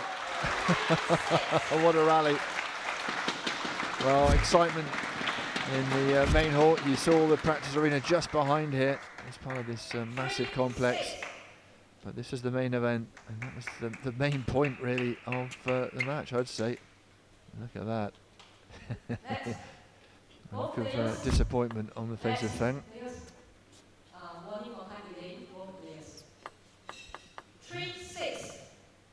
Chen ticking off both players for time wasting.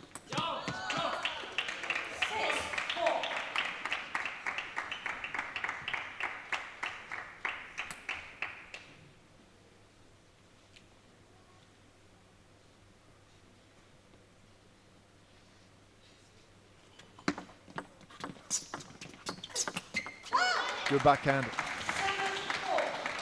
Second time in this game we've seen a win with a backhand. Oh, please. She's got a coach here as well. Comes to all the T2 events. We'll be filming from the bleacher stands. No doubt going over the footage later on, win or lose. And with the time left, it will be a loss. The question is just how severe a loss will it be?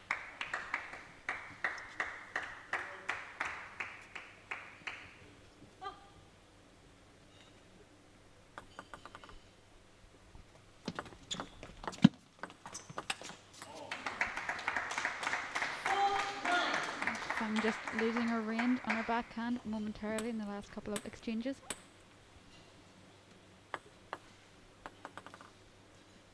Oh, that's much better. Into the crowd that one went.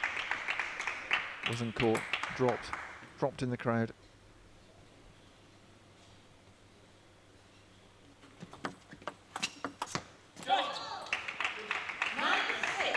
Here she comes again. Yeah, so that's about, got to keep her calm here. A good cushion.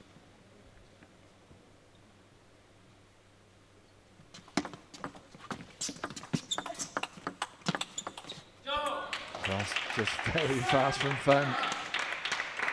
And this is when Shibaev can crumble. She's just got to, how fast that was. Absolutely lightning quick from Feng Chengwei.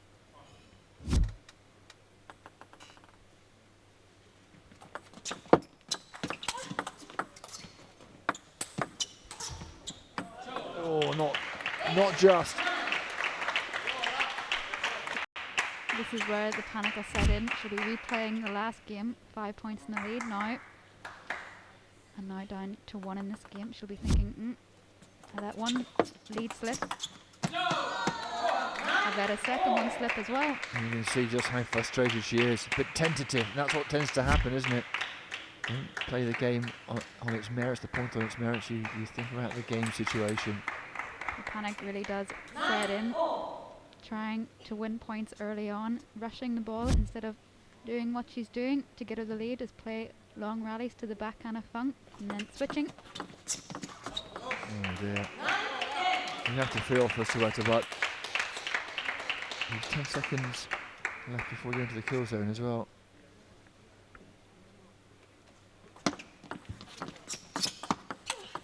Oh, that's better.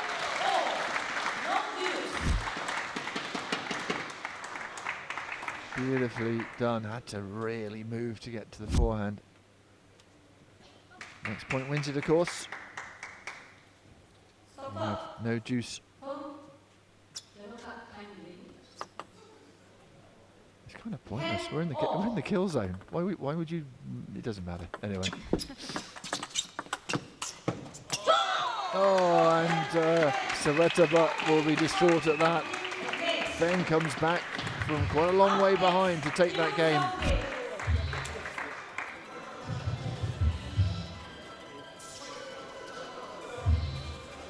Whilst we're watching the replay, Jürgen Persson is pointing up at the big screen to watch what we're watching with Hayata, saying, look what you can do.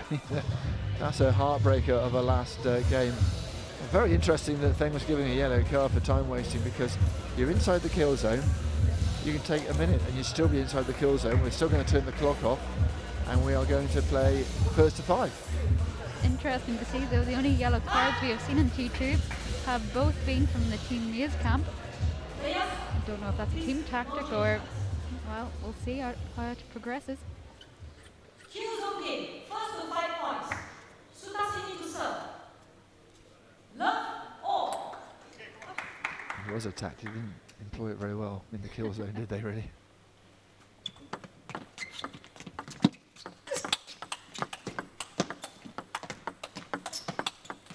Oh, again, just too strong, kept going back. Hayata threw everything at Feng there, and it just kept coming back. Great angle.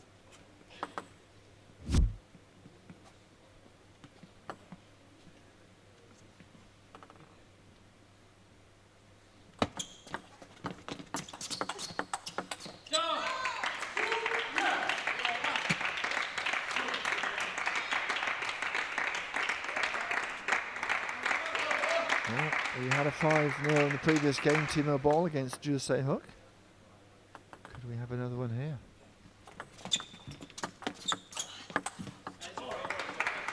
Rushing the forehand slightly, thought she probably had that point won. Just not turning her right hip enough.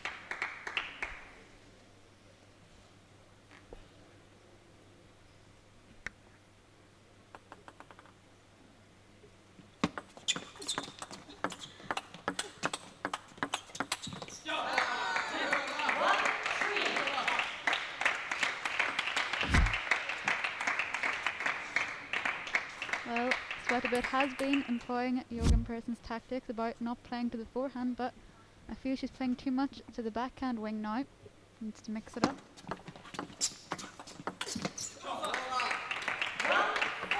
Well, all sorts of bother. Game points here for Feng.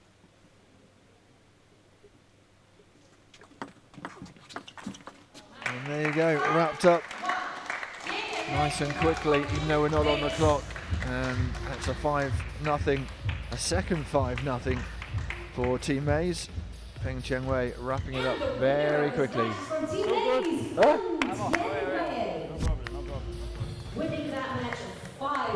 Just tried the quick hands with the forehand, didn't have the range.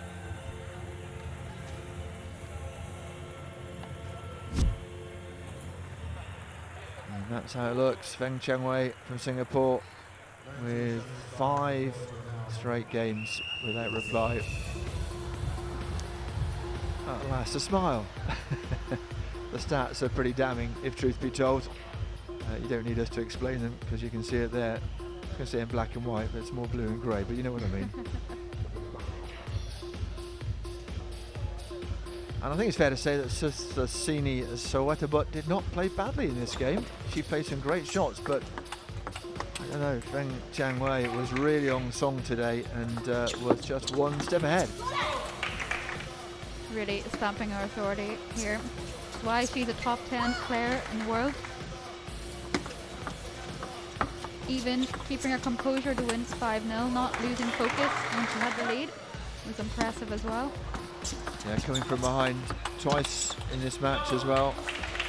Hayata, well, plays some great stuff, but I think mentally a little fragile in this match.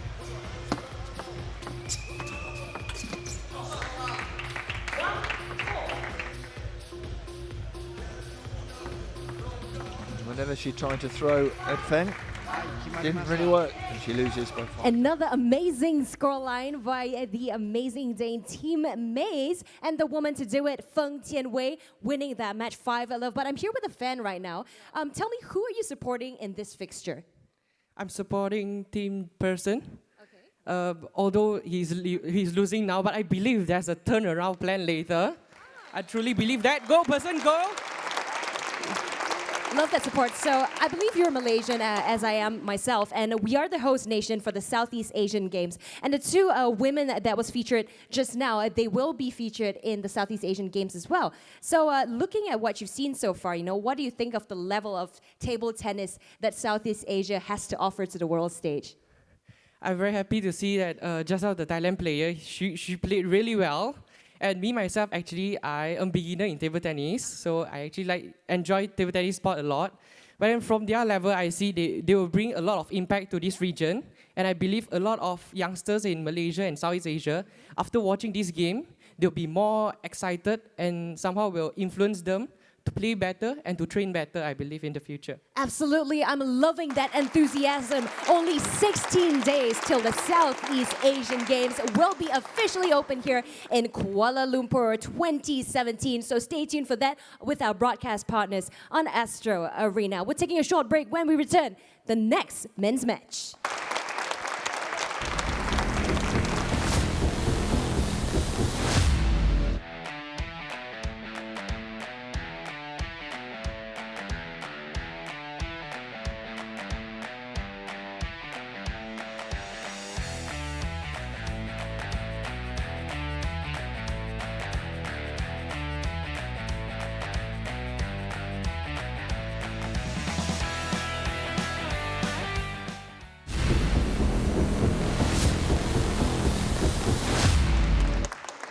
Welcome back to T2 Asia Pacific Table Tennis League. Now we're moving into the men's match. So as of now, Team Maze is leading.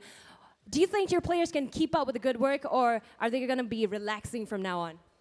They will sure not be relaxing. I mean, they will try to keep up the good work. It's very close games, and yeah, they just have to keep on fighting. And yeah, we have like yesterday, we have a good team spirit in our team, so we just have to continue.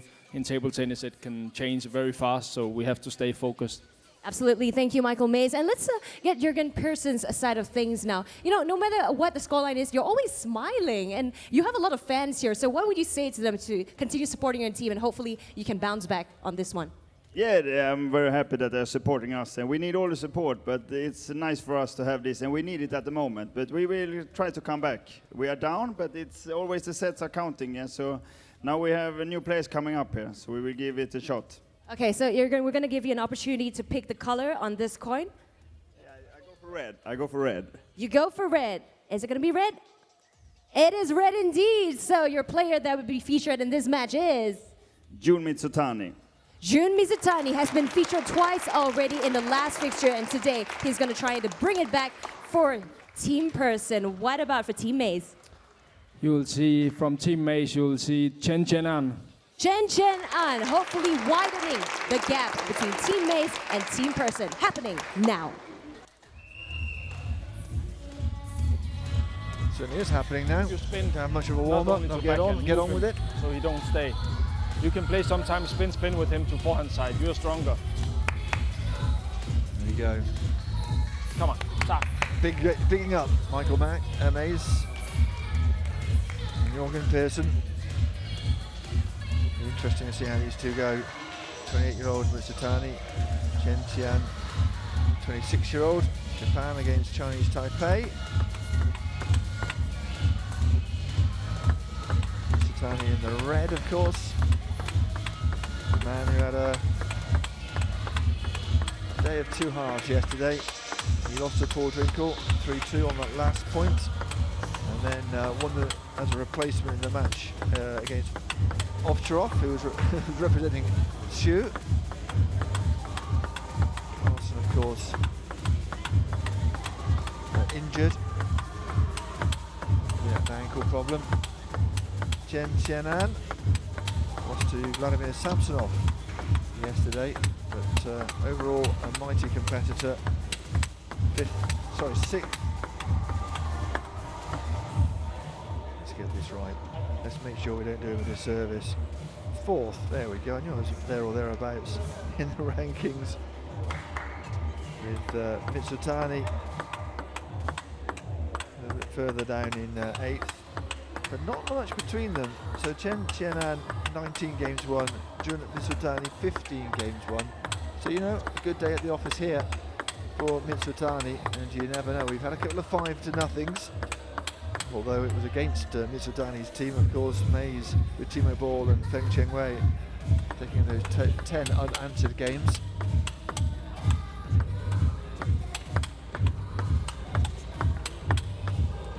I'm going to say it's a bit of a long warm-up.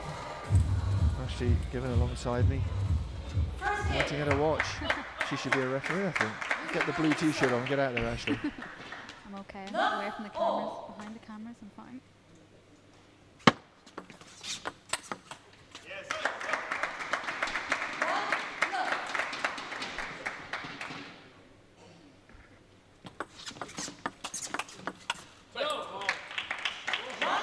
I've seen in previous matches Mizutani's backhand being the weaker of the two. Let's see if he can put some backhands on, get into rallies, give himself a chance. Oh yes.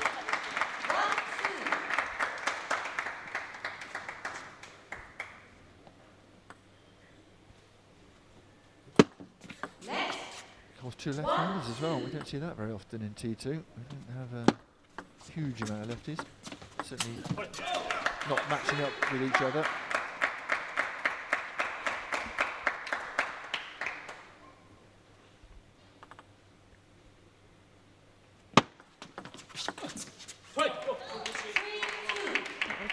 From Chen Qianan, attacking the Mizutani backhand.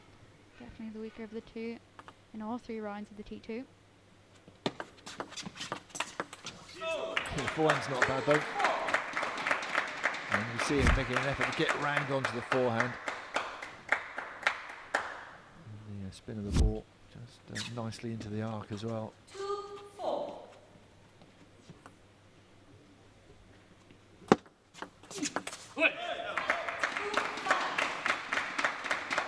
A look at the table from Chen. Holding kicked a bit.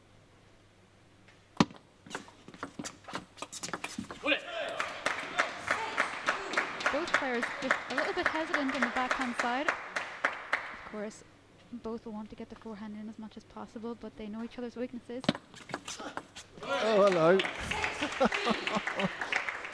Shot of the day, I think, so far. So much flexibility through his hips and his legs to get around that ball. 4-6. Mizutani thought the ball was going either.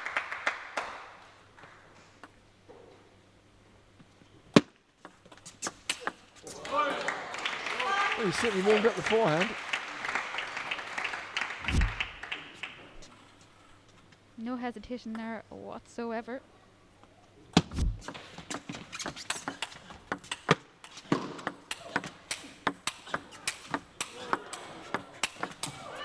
Brilliant, brilliant from both players. Great rally. Both of them going for the win. And Mizutani pushed his opponent back and back until the mistake was made. Let 7-5.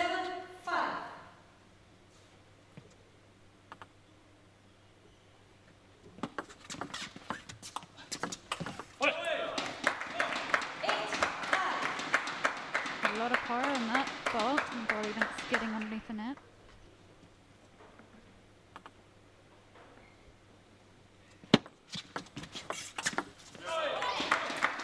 Mizutani showing he can also play a decent forehand. So much flexibility going through his wrist, playing inside-out forehand with that much power. Let 5-9.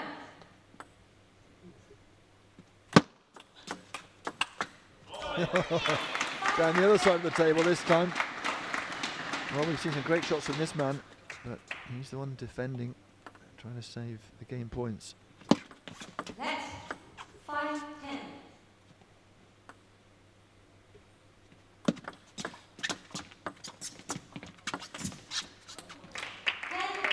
And he saved the first one.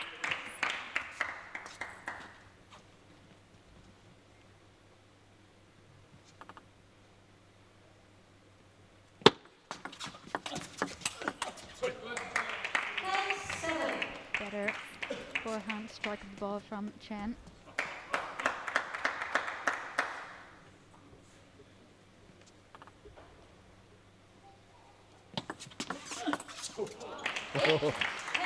That's a very brave shot. And you're facing game point.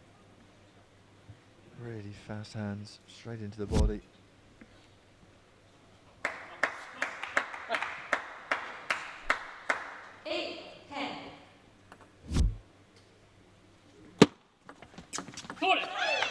He gets over the line there in the end. Mizutani takes the first of these games in this match, and the first game for Team Persson in 11.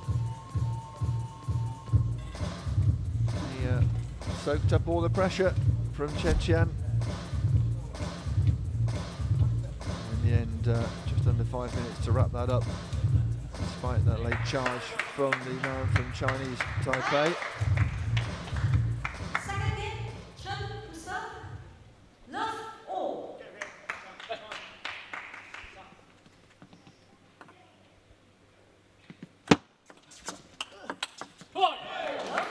There's that backhand again. Lovely earliness on the ball. Seems very, very pumped up, very confident.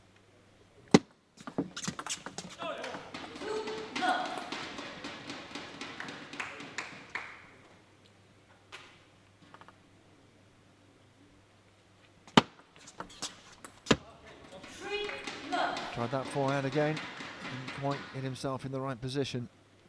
And Mizutani has raced ahead.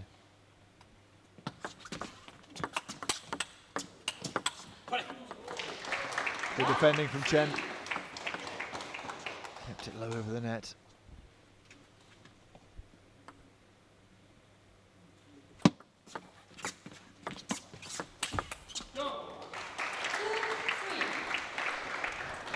Lovely power through the ball from Chen, using his whole body. Jumping forward.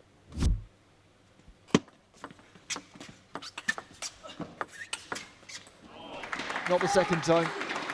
Got it back miraculously the first. The angle Mizutani created here was absolutely pinpoint on the white line. 4-2.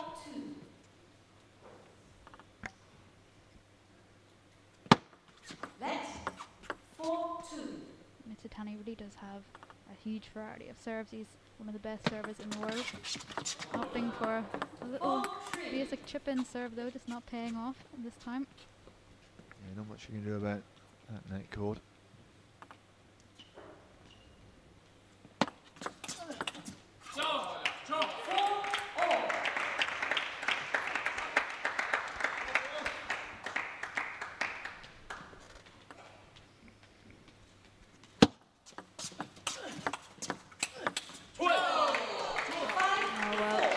serve that point. Mizutani choosing to be on the defensive. A soft little block really wasn't enough. Needed to play over the ball a little bit, give Chen too much time.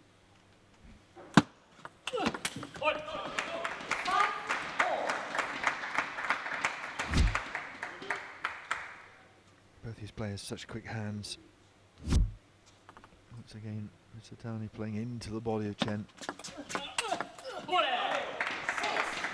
The better linked up of serve and looking for his forehand. And Mizutani's looking for his forehand. You know, he feels great on the table. It's just a really good serve that. There's a little flick of the bat before he even starts thinking about serving it. He's got so much style in each of his serves, so much deception. 5-7. Trying to make his opponent second guess if it's side, side back or backspin. Couldn't see it in that shot there, but it does. There's a little flick before he actually addresses the ball.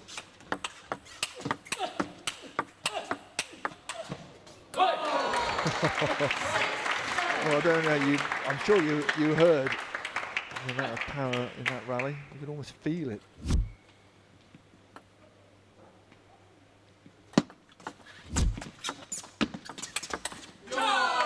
Great angles. Great angles from Chen. Mizutani, if he'd landed that last shot, well, that would be amazing. This is a good game. We're enjoying this.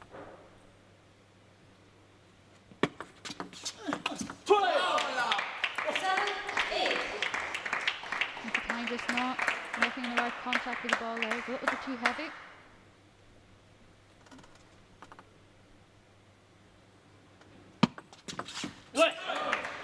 That was the right idea from Chen though. A flat flick wide to the Mizutani forehand would open up the table. Just didn't pull it off.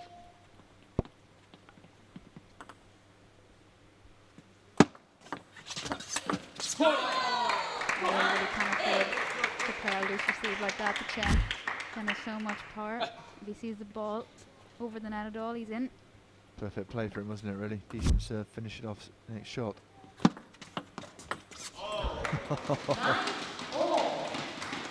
Well, Chen just looked at the table in disbelief there. What happened? Really just a deceptive little flick. He expected that in his mind already, decided it was coming back to his backhand. Already committed to playing a backhand, didn't think that Mizutani would play up the line.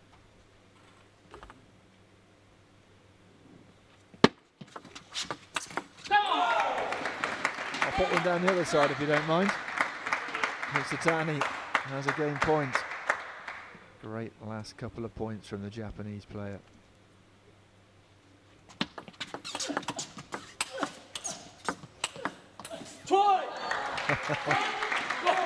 Well, he's on his knees at the other end of the table. Is Mizutani. He did everything bar win that point. Look at him reaching and fetching, and in the end it was just a bit too much. How did he get that wide forehand ball back though from the first forehand wide from Chen? That was magnificent. Also to forehand, yeah, because backhand maybe he can make this, but it's good, he must make this. Overspin also. Second set better. Must try. But I think now you push to backhand. Yeah, maybe deep forehand. Sometimes. No, but deep forehand. Too much pressure, yeah. Good, good, good. And fascinating just to drop in on these conversations. Sometimes very long to forehand. Just to scare him. Time. Players change sides. Third game, Mizutani to serve. Love all.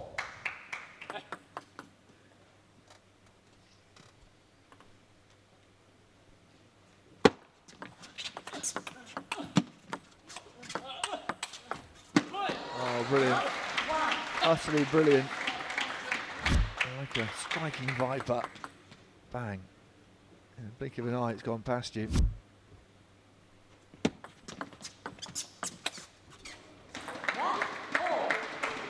Good. I was going to say, good response, wasn't it?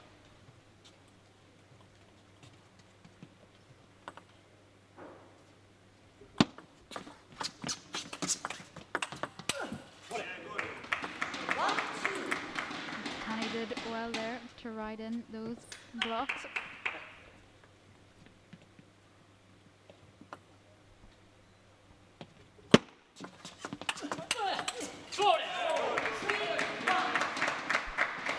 Mizutani really has found his form here in round 3. Getting out wide. Footwork has been excellent in the first 2 matches.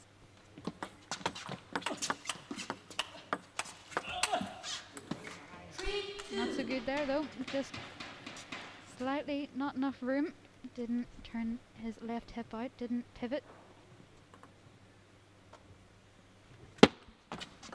3-all. 6 points gone. Quick towel break. It has to be within a 15-second rule. I saw in the last game when Che not scared to produce the yellow card.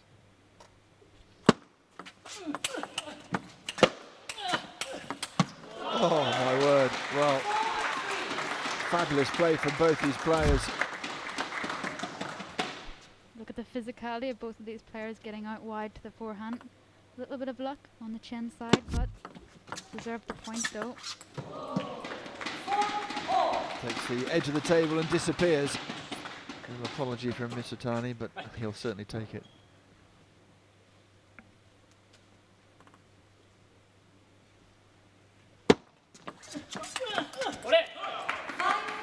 I tell you what, we're smiling here because they might be thrashing a ball around on the table, but Timo Boll's just brought a round of coffee in for his team on the bench. He feels like he's done the work, he deserves a cup. With or without sugar, Captain? Must know by now, surely. Not very often you call Timo Boll the water boy, is it?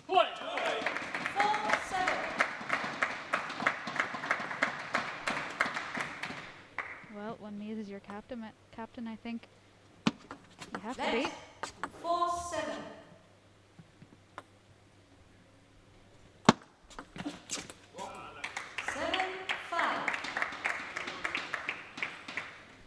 Just too much risk there in the last backhand flick from Mizutani.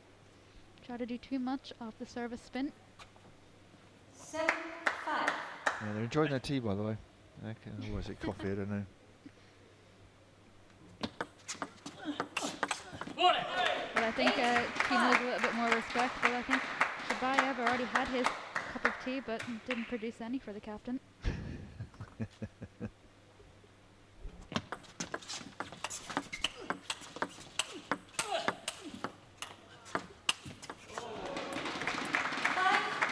These two still going at each other. Really, it's a fabulous spectacle. And Mizutani once again getting the better of the exchanges. 4 points ahead now.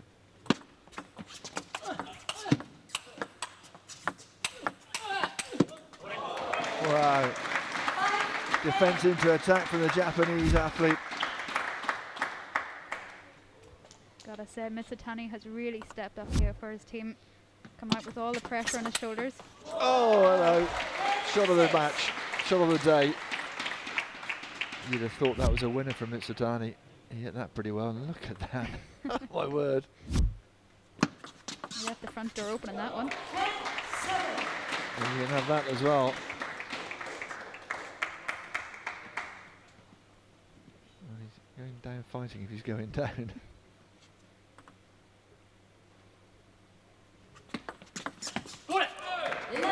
It's long this time. Couldn't repeat it a third time.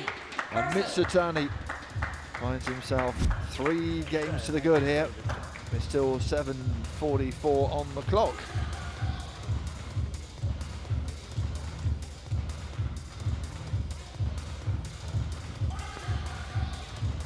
Just see an ultra slow motion of a lovely little pendulum serve there from Mizutani. Okay, good. Come on, good. Fourth game, Chen to serve. Love all. Once again, about 30 seconds taken. No official time out, really, after the third game. 1 love. There is after the second. Any fans won't mind if they see some more high-quality table tennis from these two. Love 2. I feel like Mizutani jumped in a little bit too early. Caught the edge of the racket, just missed timing it. that's been 2 service errors from the Mizutani racket. Not often we see him miss so many serves. He was pretty conservative about serve afterwards, wasn't he? Almost like a practice session serve. And all of a sudden, he's 4-0 down in this game. Oh, made that 5. I tell you what, when he is in tune, Chen is astonishing. It's surprising to see he's 3 down in this match. 1-5.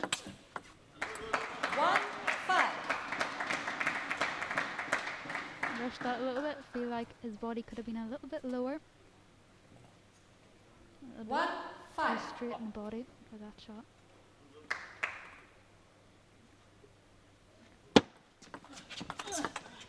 Twenty.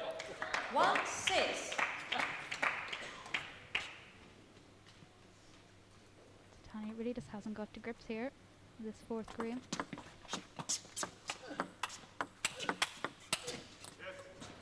Lovely, no spin return. Simple but so effective.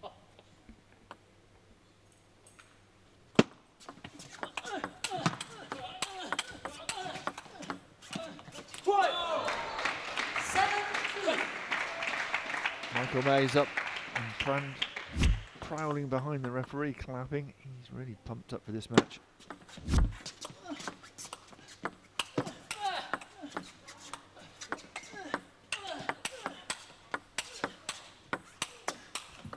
Oh, wow, yes, double fist bump from Michael Mays. Great point that, full of light and shade, subtlety and power.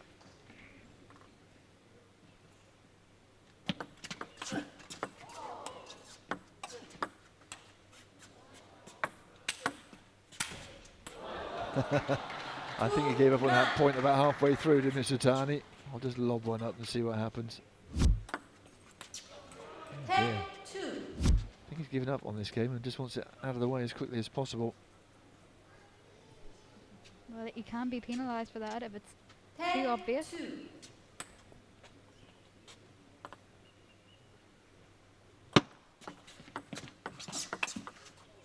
10-3.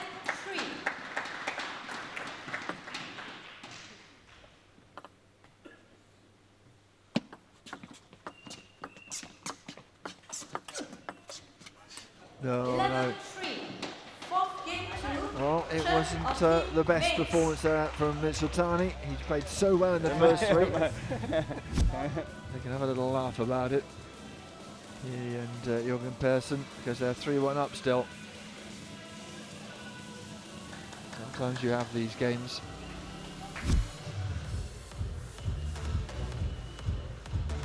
So after prevailing in the first 3, rather thrashed in the 4th. 3:25 on the clock. Mizutani to serve. We won't have a kill zone. We will play this until time runs out.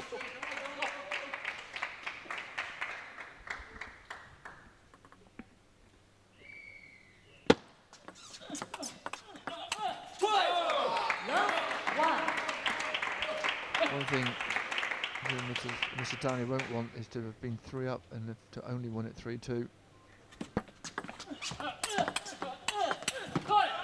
Remember, each game counts for the individual in the standings and, of course, for the team as well.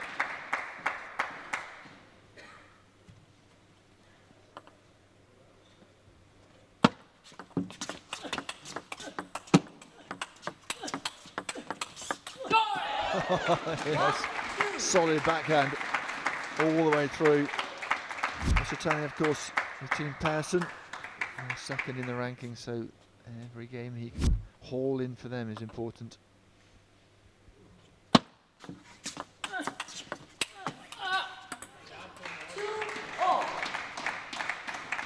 Just not getting out there quick enough. Catching the ball really too light.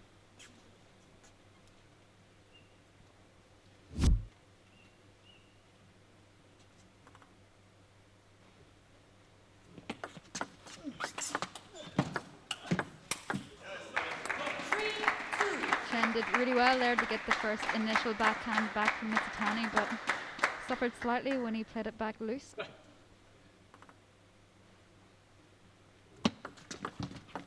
3-all.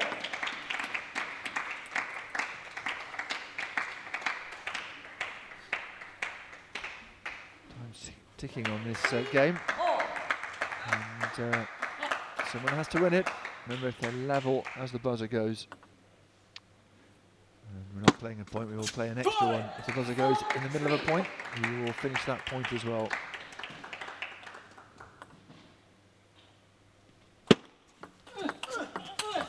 Oh yes. Well, he did everything he had to do to get that onto the forehand. Look at the way he just melted away from the ball, gave himself some space, got the rotation in. Oh no, just long. Cruel old game sometimes. And the luck really has gone against Mizutani in the last game and a half. Little smile from Timo. He knows sometimes how that feels. Into the body. 5-all. We've got 30 seconds on the clock.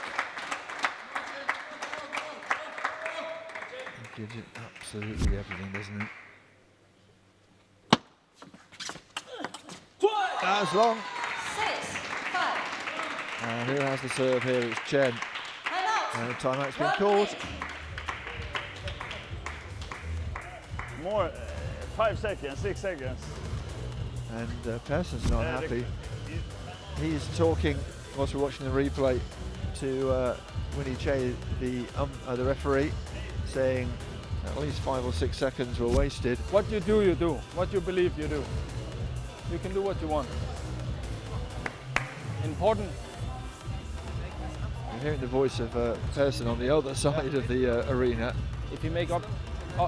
Maybe that's the backhand. Just tell him to believe, do what you can do. You're playing good, yeah, you're unlucky, it's unbelievable. Like, but don't care, you're good. He's absolutely right though. So his luck has been unbelievable. So Chen has the serve, and he has a 1-point advantage. The clock has been reset to 15 seconds. I think it's a fair thing to do.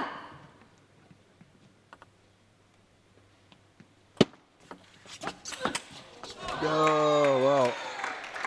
5-7. That might be it. The clock is still ticking.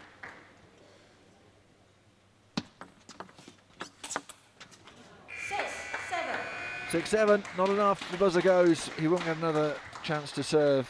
And a bit of a underwhelming end for Jun Mizutani, who took the first 3 and then lost the last 2. Perhaps just ran out of steam a little bit after a stellar start. All credit to Mizutani though. He's such a sportsman.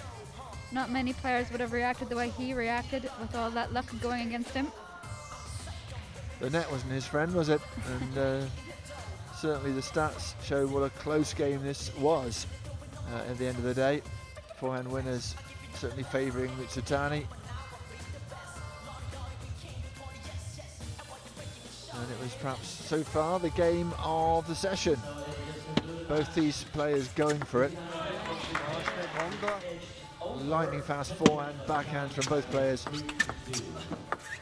Showing the great physicality that table tennis has to offer. Both players staying low to the ground, using the power of their legs to kick through the ball.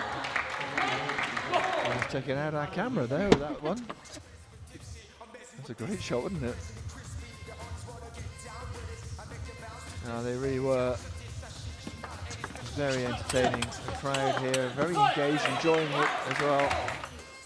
And they appreciated both these players' efforts. An honest, fast-moving, good-natured game of table tennis. And it was Chen Mizutani who prevailed by 3 games to 2.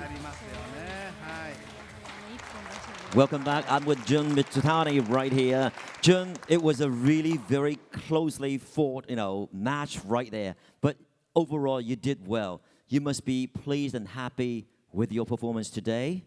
Yeah, of course. I'm glad to that I could win, and yeah, I keep to get this flowing. Indeed, you did very well. Nowadays, you're one of the, or if not the oldest, perhaps one of the oldest veteran players from the Japanese squad right now after the Rio Olympics. You know that, we all know that actually. Chen did very well in Rio Olympics by finishing the 3rd position with a bronze medal around his neck. Congratulations, of course. But right now, yes, indeed. But ladies and gentlemen, would you believe that actually he is not the oldest player here at all? Certainly not from Japan either. We do, you know what, I'm going to introduce you to an old player. Follow me here. He is right here, an audience, and he loves your game as well. Say hi to him. 这位是来自美国的马来西亚华侨，80岁的老人，80 years old, still an active player. Would you believe it? And just about 2 years ago, he won in New Zealand Open as one of the veteran players, and he's going to get ready for next year's World Championships of veteran players as well. So 你看了你好，你怎么称呼你啊 ？Mr. Ding。Mr. Ding， 刚看了Mizutani水谷隼的表演，满意吗？满意，满意。你喜欢他哪个方面？哦，他的那个控球很有暴力。Well, this Oji-san is saying that your explosiveness really impressed him. Would you like to shake hands with him, actually? Show your respect for this gentleman right here. All right. And I know one of the oldest players from Japan right now, an active player from the Japanese squad, the oldest player right now here. Once again, a big round of applause for this gentleman right here, Mr. Ding. Thank you. Thanks to both of you. Thank you very much. All right. Stick around. The next game is about to take place.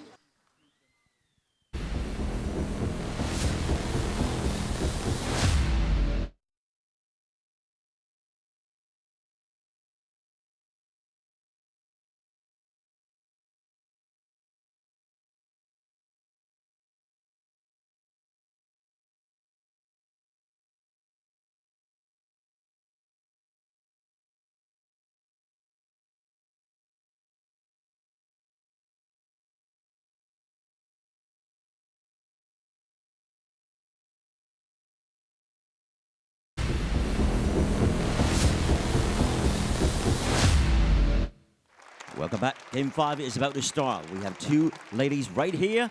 Why don't we do this round of coin toss? Let's give a chance to Young right here. Young, you pick a color? Black. Black. Let's see how it goes. All ready? Here we go. All right, your wish has been granted. Receive. Receive. All right, we have 2 players.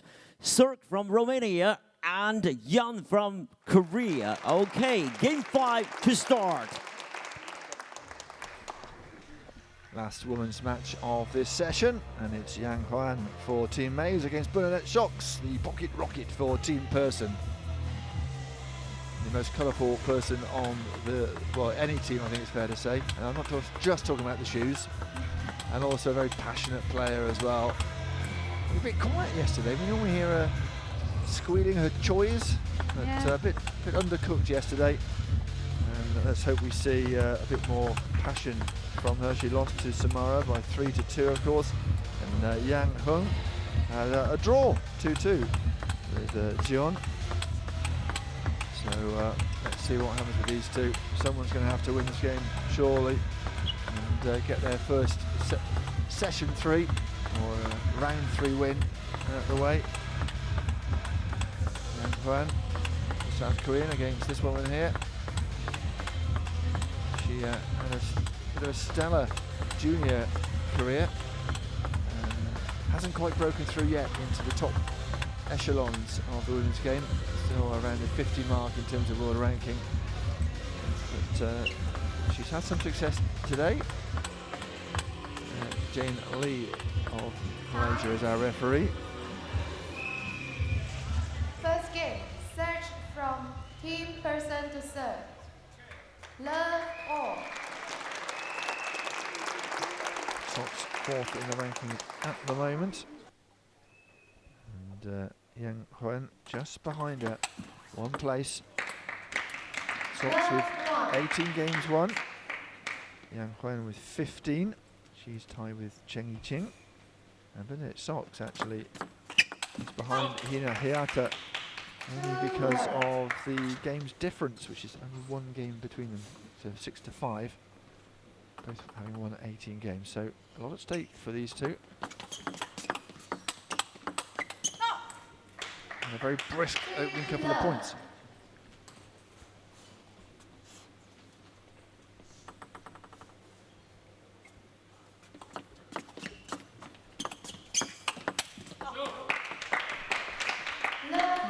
dealing with the level of spin there from Bernadette Szocs.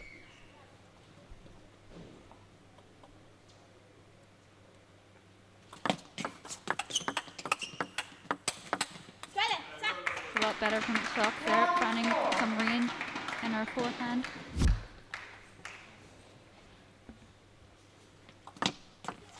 Left.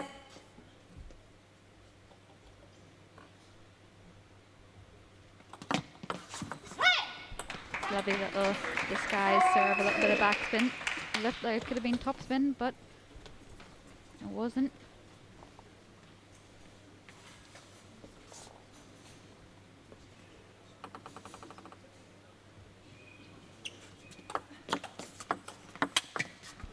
Nicely received and then dispatched.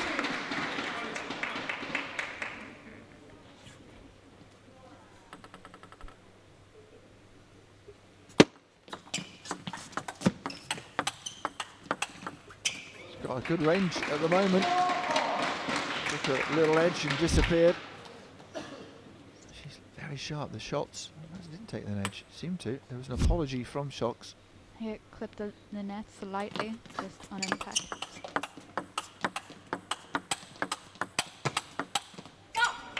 She prefers the backhand, doesn't she? Even when the forehand is on, Szocs.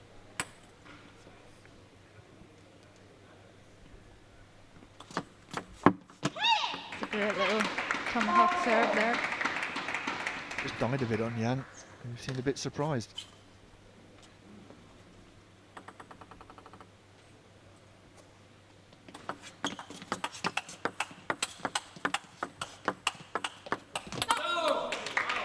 Szocs' backhand, definitely the better of the two, just not rotating enough of her on her forehand, getting stuck in the middle of the table. When she gets it right, the forehand's quite crisp, but as you say, you can see there, really tucked up mess.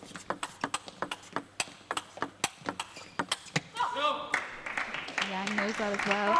Punishing the forehand and switching the last shot to Szocs' backhand, a little bit off balance. He was furious with herself, Szocs, turned away, made a face, and then tried to compose herself again. Left.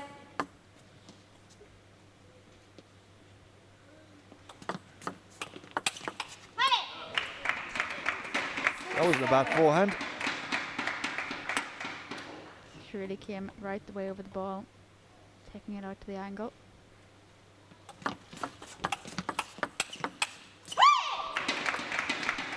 Tell you what, that little still Troy is back again. Seems to be feeling on it today. Just woke up on the right side of the bed today, I think.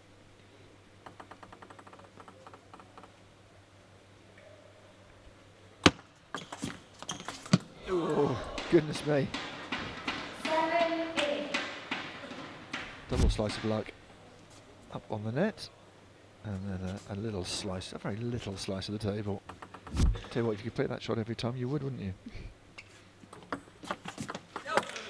She almost tried to as well, but the look of it is very early on the shot. Just underestimated the amount of spin coming off the serve.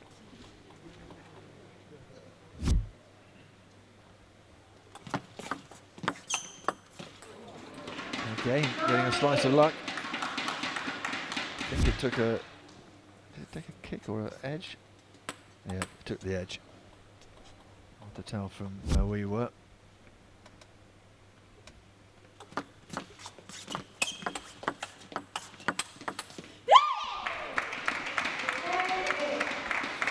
Well, that's another great point for Szocs, set up by a really side-spinning serve. I have to turn my headphones down. That's a very loud choice. She's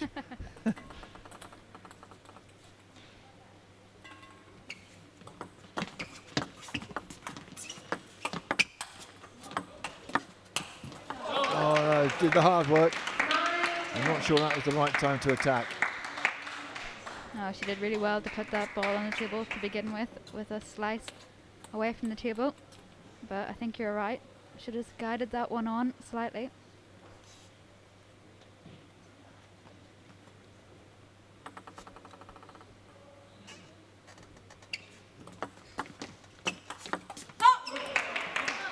a good comeback, isn't it, from Yang? No juice. Umpire referee Jane Lee reminds us next point wins it, and I can guarantee Szocs will be furious if she doesn't get herself over the line here. And she doesn't. Little fling of the bat onto the table. She walks away in disgust. And Yang takes that first game against the odds, really. A little smile from the captain. Michael Mays will be delighted because she had no right, really, to win that game. Just watch Szocs here. A moment of self-disbelief. And then that bat got lobbed onto the table gently. Well, the last time these two teams met, it was Mays who dispatched Team Pearson 21-8. So you gotta feel that all the pressure is on Team Pearson's shoulders, and they're one down with Matthias Carlsen, unfortunately out with injury. Yeah, he's on the bench watching on. I said, "How are you?" He said, "All right." I said, "How was it yesterday?" He said, "Oh." He said, "I told you those benches for 3 hours. They're not very comfortable." Kind of worked out now why the captains stand up so much. In fact, the captains have a comfy chair just to the side. It's not fair, is it? Privilege of rank, I guess. Well, they've earned it over the years of play. What a miss that was from Bernadette Szocs. Not as easy as it looks, I am sure, but even so. It's one of those shots you gotta think, why try to play the angle? Why not just put it right down the middle of the table? Make sure it's on. 3-1.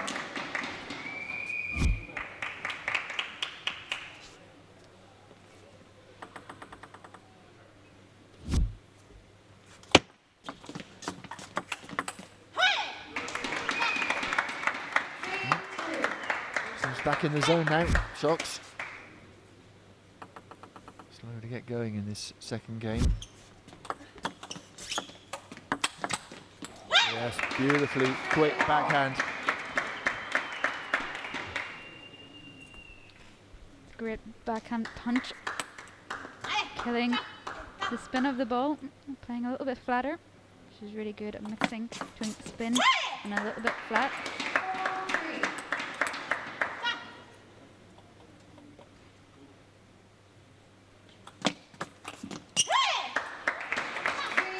They're one of those deceptive little backspin serves that looks like topspin. You can tell she's happy. She's going through all the vocal tics now. Oh, she's just warming up her vocal cords. Long on that shot, long. She would desperately want to get this game in the bag. Not quite throwing away, but not able to get over the line in the first game.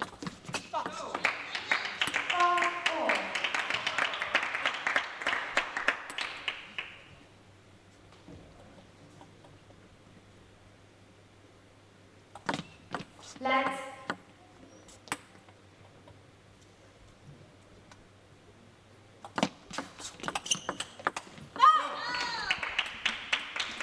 Both these women liking their backhands. A lot of backhand rallies in this game.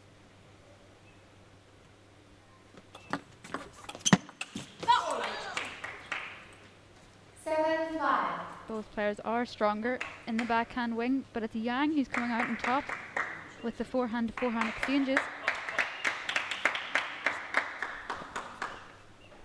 Yeah, there's one forehand winner between the two of them so far.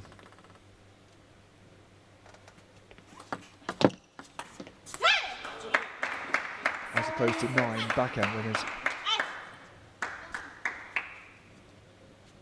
You don't see that very often.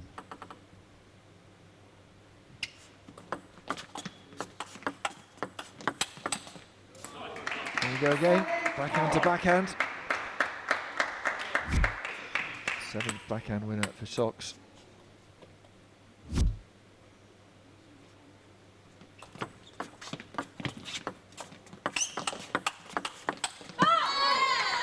Really high quality table tennis. It's a great switch from Yang here, thinking, oh well, I don't want to get into too many backhand to backhand rallies. Let's force Szocs' weaker side to take a hit. Forehand this time. from Szocs, and according to our stats, that's the first one she's managed.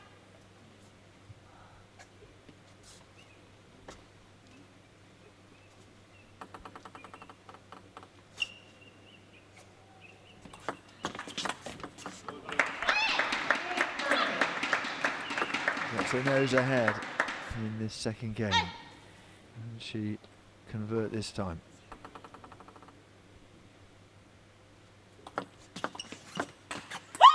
Well, she has 2 game points.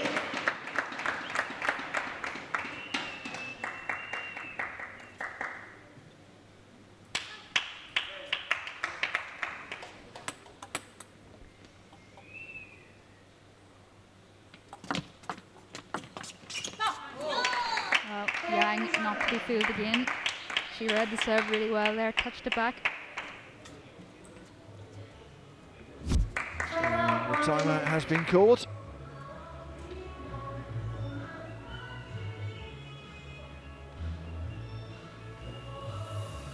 The last point. She wouldn't be a good poker player, would she? Unlike the opposition captain, Michael Mays, who of course is a poker player. Apparently he's a model as well. One more. Stay active. They asked me, I said no. Not too slow. So then, another chance for Szocs to get on the game scoreboard. And she does it. The tiniest of fist bumps. One apiece. Break 1 minute. And after all the bishing and bashing, it was a really tentative point as well.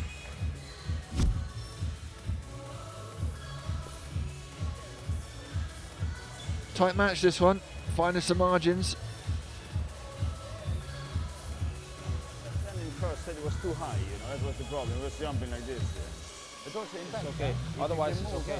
Wide out, yeah. Quality. That's good, yeah. Place. To make this push also. Come on. And with forehand, you know, always coming diagonal, yes. Okay. Be active and positive.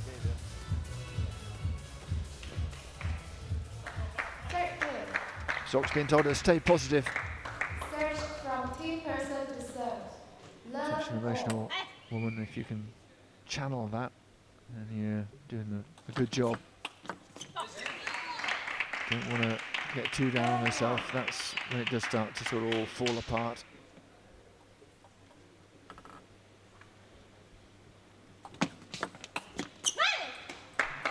I'm not playing over the top of the ball there. The racket lifting, causing the ball not to arc.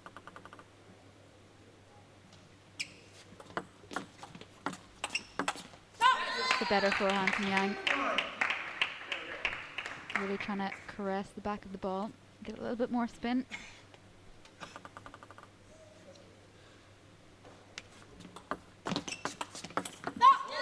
Nice little pendulum serve there from Yang. A little bit flat.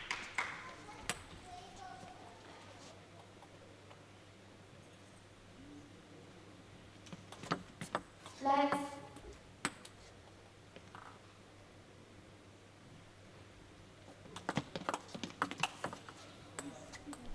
Good idea from Szocs though, mixing up the tomahawk serve to go along, just a little bit unlucky with Yang catching the net cord. Oh, that's a better switch up there. Playing into the stronger side of Yang, but usually Szocs' forehand has gone cross court, so it caught Yang.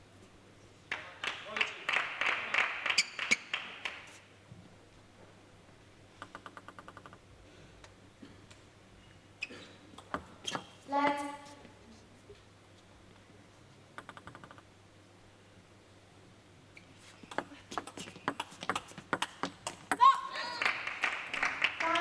Good tactics there employed by Yang. A little bit of a slight difference in the placement.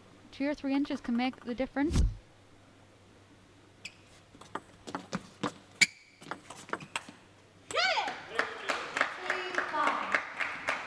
Yang was furious with herself there, remonstrating, talking to herself.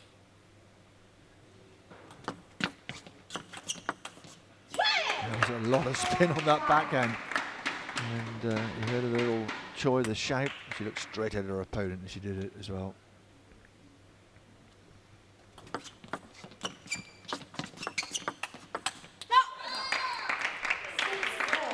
Again, Yang just changing the placement by 1 or 2 inches, making all the difference, playing that a little bit wider, not to let Szocs stay in the rhythm of playing backhand to backhand overs in the same position. There's that forehand again. It's a bit more in the last few points. Look at that. You can see from overhead just how fast the hands are.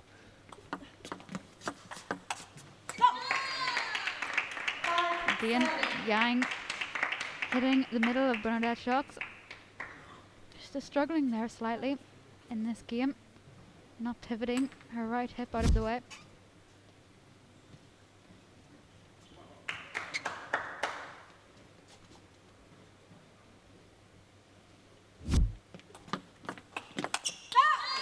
It's a lovely forehand pickup there from Yang. Lovely short compact stroke, making sure that the ball doesn't carry on over the table.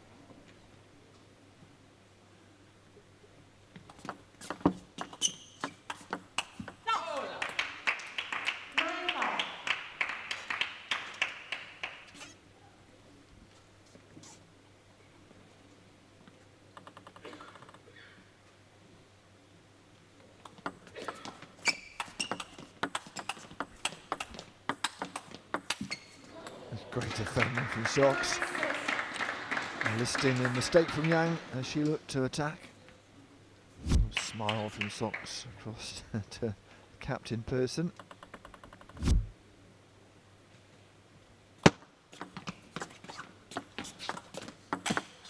Oh, that's great as well. Well, we're talking about forehand winners. Not many, in fact, had none. Szocs a few minutes ago. She has 5 now.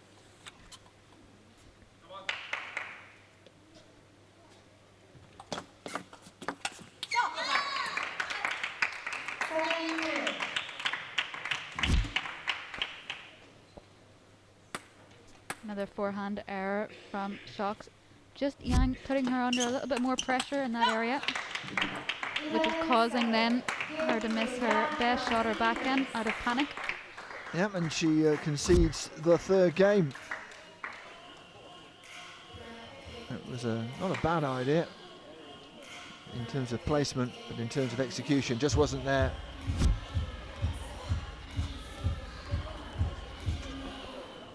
Two to 1 then, Yang Van of Korea has the advantage. Still 6.5 minutes on the clock. We will keep going. This will be in the kill zone after this game.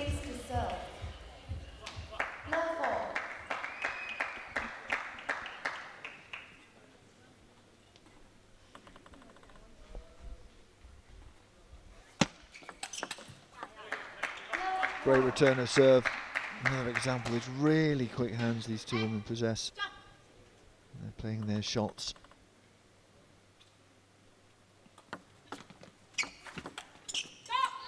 And this is important because both these women had surprise results yesterday.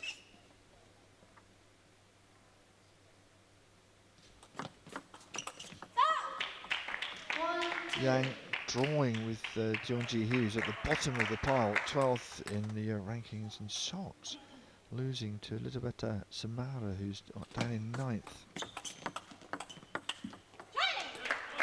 So it's important that they get something out of this match.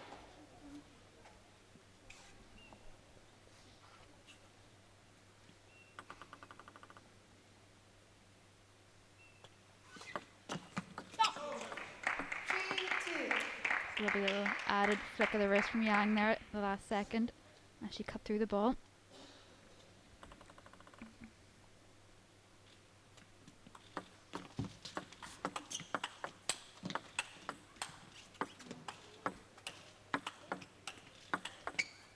Oh, not this time. A little feel of the back from Szocs. I hope she's all right, but I decided not to chop it, but to put some top spin on it. All right, the first 2 times. Wasn't getting anywhere close to 3rd.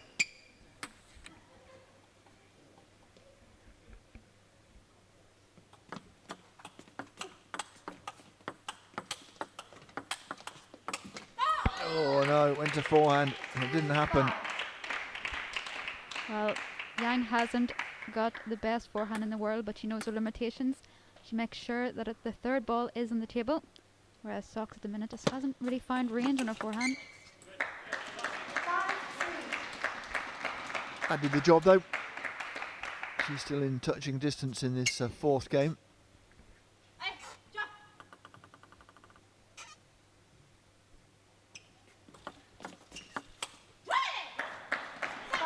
Yep, she knew what she did wrong there. She didn't pivot, didn't give herself enough space.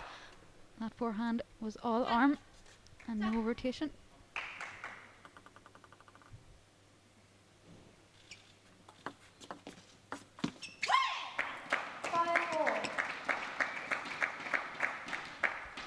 It's back in this game.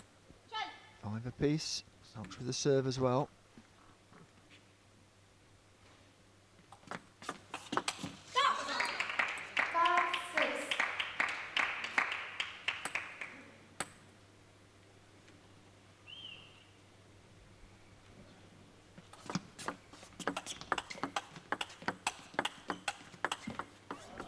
Great play from Szocs.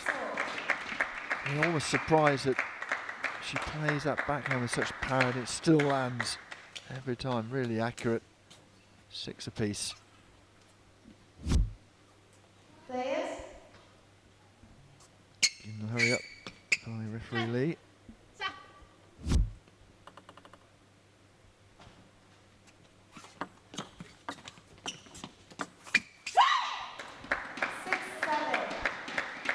Cord taking a prominent role in that point.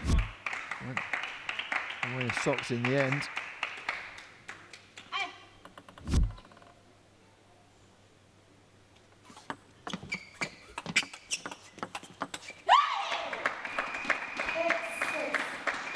The better first forehand from Yang, but just lost the backhand to back in exchange.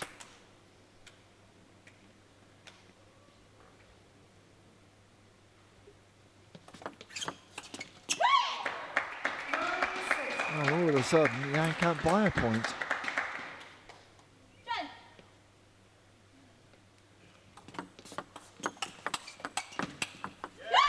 Good tactics from Szocs though. Deliberately serving 2 half-long serves, inviting Yang in to take a chance and open up. Knows that her first ball is a little bit ropey at the minute.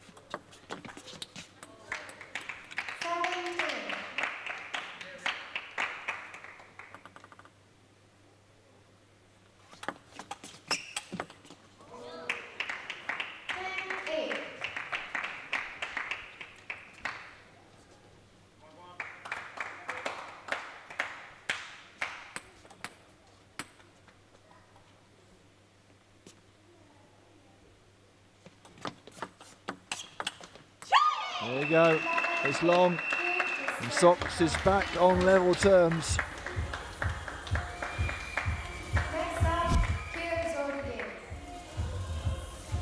And we're into the kill zone as well. So the first to 5, time doesn't matter in this case.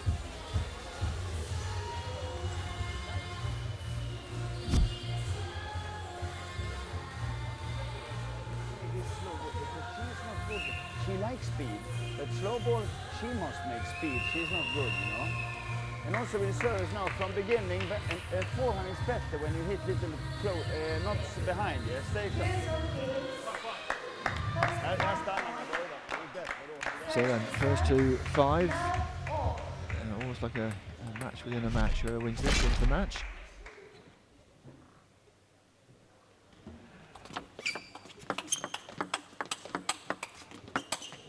Oh, onto the forehand and going long.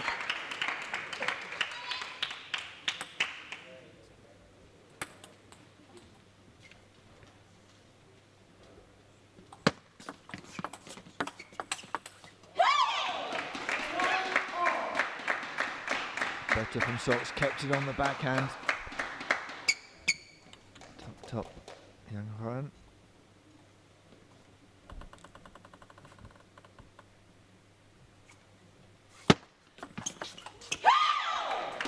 Lovely little service action, but Szocs not to be fooled. Read the serve really well, knew it was side top. Came in with the backhand flick cross court for a clean winner.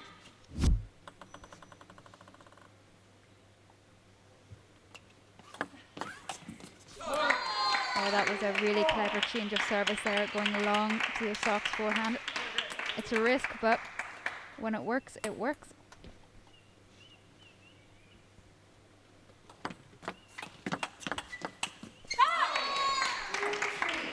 Well, this is a bit of a nail biter, isn't it? First to 5, Yang with a slight advantage.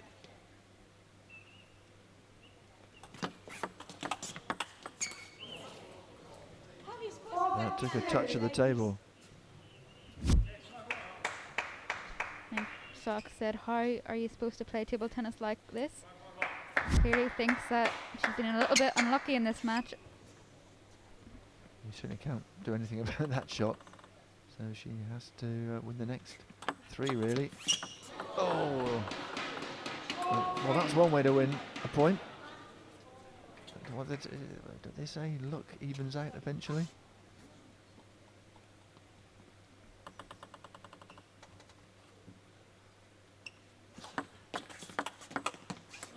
Not this time, though.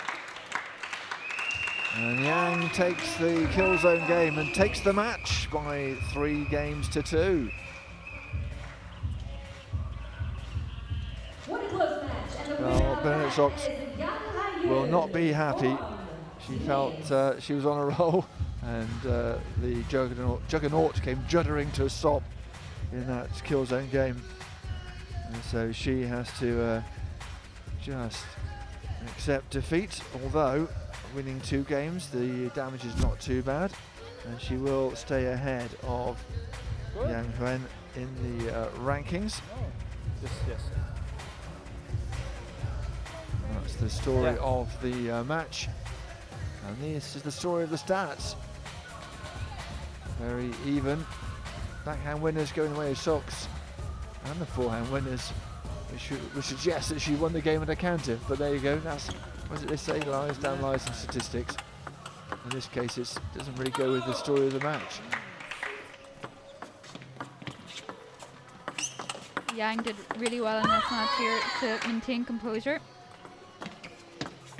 Forehand wasn't winning too many shots, but it wasn't making too many mistakes either. Making sure that she took care of the ball, not missing too many third ball open ups.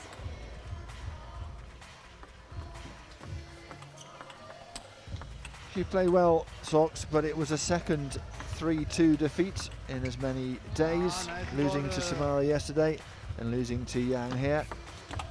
Yang will be delighted after drawing with John last time out. She gets the win, she gets the money, and she gets 3 points as well. My, oh my, what a match that was in the women's singles. Young further widening the gap for Team Maze, but next is the men's singles, and this one is gonna be good. Alexander Shibaev will be going up against Matthias Carlsen. It is Russia versus Sweden, and that's next.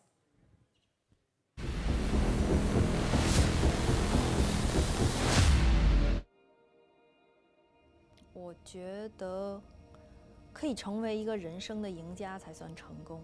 当然，人生的赢家他不只是在某个领域上，我希望是在整个人生的过程中，包括事业、家庭、生活每个方面，得到自己想要的东西，得到自己的满足，所以每天能很开心、很喜悦，这样算是成功。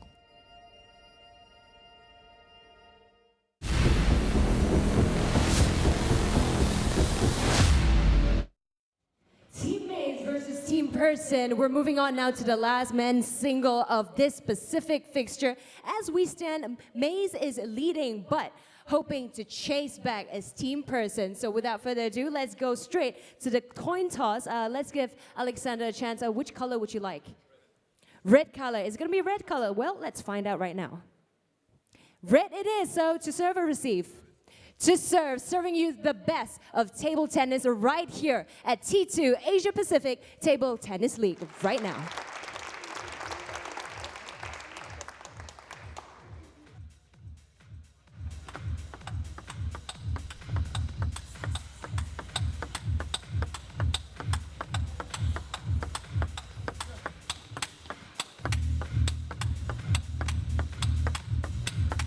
welcome back. Last matchup is Alexander Shibaev against Ju Se-hook, who is substituting for Matthias Carlsen. Matthias unfortunately has a little bit of an ankle injury and can't come into play in round 3. Yeah, it's a shame, isn't it? Still strapped up, had a practice this morning. Not sure that helps or hinders when you've got that ankle injury, black and blue and bruised and twice the size of the other one. And he's a bit of a disconsolate figure around here. Doesn't like warming the bench, would rather be out there playing for his team and for himself. But this should be an interesting one, overseen by Jane Lee again. Ju Se-hook, who have a great first game, but a chance to redeem himself here against Alexander Shibaev.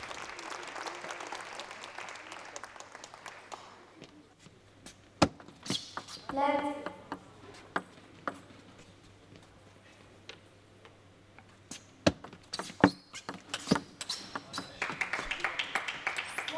will be a little bit different for Ju Se-hook than his earlier match against Timo Boll.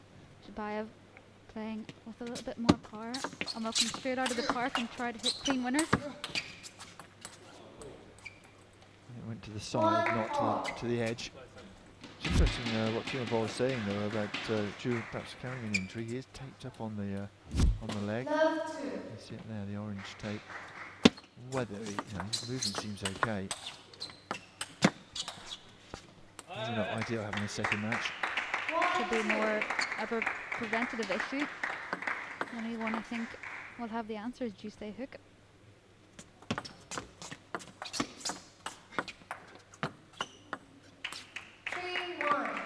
Sometimes just having the tape there can just hold everything in place a little bit tighter. So the knee and the IT band aren't under too much stress.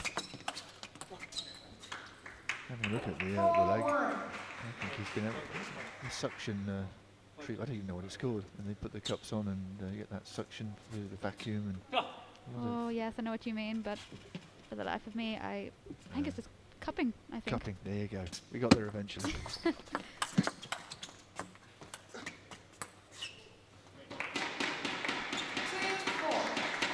Looking around Shibaev for his towel. He found it eventually.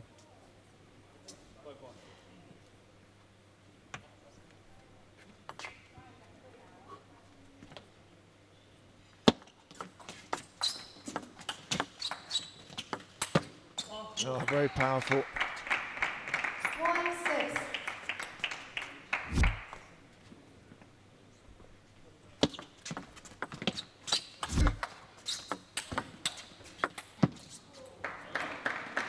It's not going to be like Timo Boll, is it? Shibaev just going to go for power. And it's working for him at the moment. 6-2 in his first game.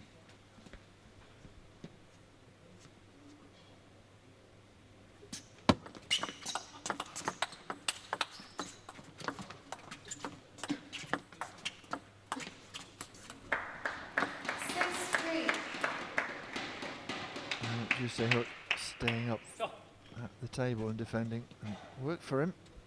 And he's substituting for Matthias Carlsen.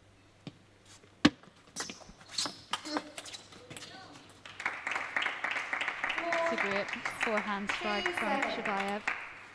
He throws his whole body into it, shoulder, arm, everything. That one, no, he's just a little bit too tall. He needs to keep a little bit lower. He is over 6 foot after all.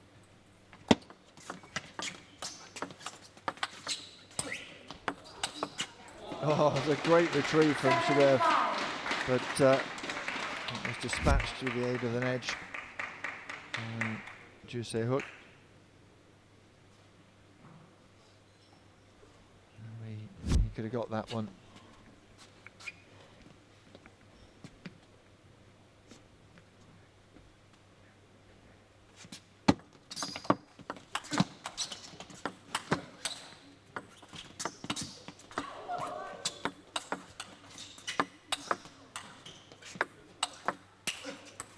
Not this time. tried for the winner from a long way back, and it wasn't going to happen. And it's almost roles reversed, really, due on the attack. Shibaev having to defend.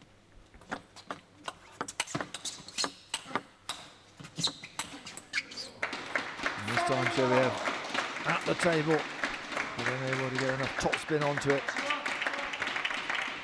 Yeah, just overheading slightly. He has got so much power to give. 7-8.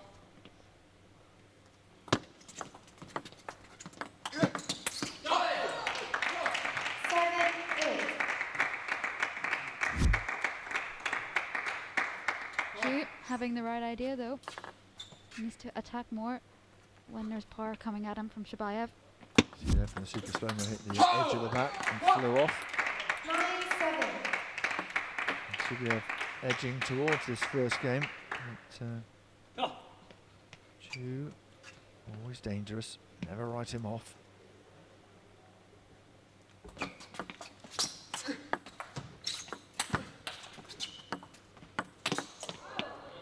Wrong tactic, as it turns out, from Alexander Shibaev.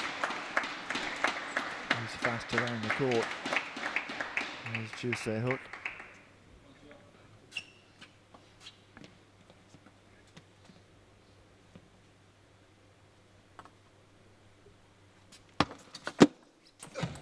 What a return that was. Taking right him off. And that was just brilliant. Pinpoint accurate.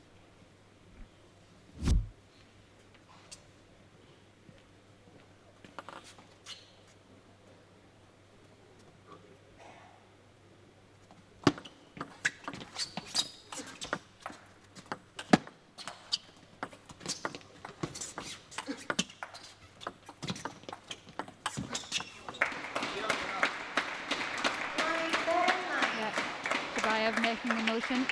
I should have played that one cross court, which meant I could have rotated a little bit more, tried to get over the net. By playing down the line, the stroke is shorter. And Ju's come from behind for game point.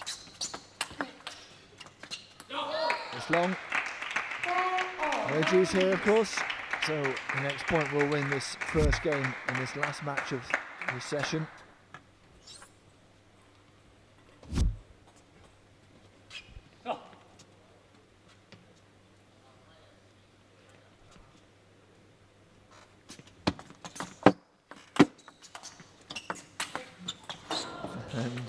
It is Shibaev. He finishes it off. It took a bit of time and a bit of effort to save the game point, but in the end, power won through. Time. I was watching television in the hotel before I came out, and I happened to see a cat playing table tennis. It was hanging onto the net, batting it back, and he was pretty good as well. I think it was the left paw, which makes him makes him a southpaw, surely. But no, there was on television a cat playing table tennis, not in T2, obviously. Oh, well, we've seen it all here in Malaysia so far.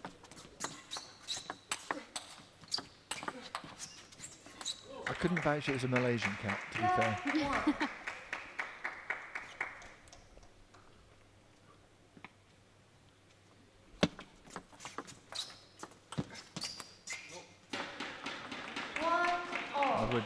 I would say this is turning into a bit of a cat and mouse game, but that's just pushing it too far, I think.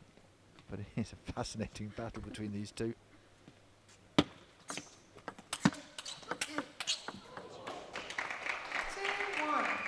right idea to attack from Ju, but just bad placement. If he's going to attack, he should direct it up the line to the Shibaev backhand. Shibaev is too comfortable counter hitting.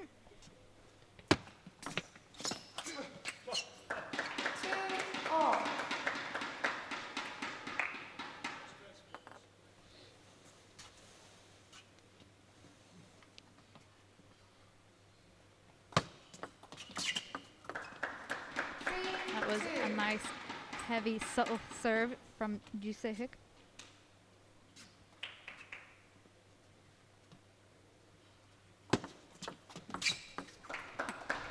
we've had a second one. Shibaev won't be too happy with dumping 2 serve receives into the net. Double bluff serve, isn't it? He won't do that again to me. And then he goes and does it again. It's a great tactic for any player in the game. If it works, use it twice. Oh, he really wound up Shibaev. I'm not sure. Yeah, timeout's gone. I'm not sure that was the right response, to be honest with you. It's the heart rule in the head there. Minute timeout. Both captains have that at their behest, should they need it. Right. Okay. Stay calm, yeah. Stay. Someone stole some cushions to make their seat more. I think that's our Japanese commentators. It's okay. Good crowd in. The comfy seats are full as well. The yellow seats in the background. The lights are out in there. That's our TTX zone. Lots of kids playing table tennis in between the sessions. T2 juniors as well. What's all going on here, you know?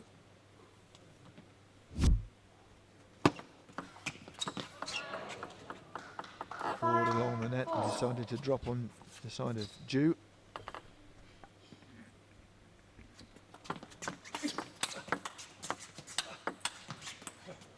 So we get the round on the forehand, pay dividends for Ju Se-hook.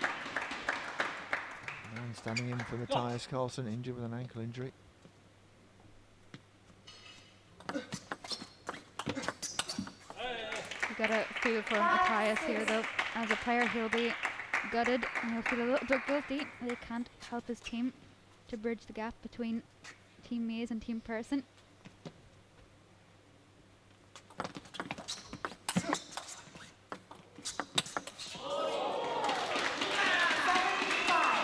I'd like that one.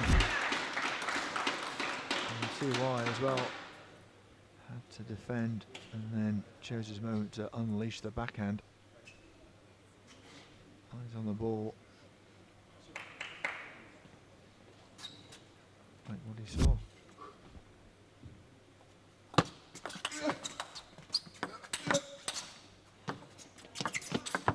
Oh yes.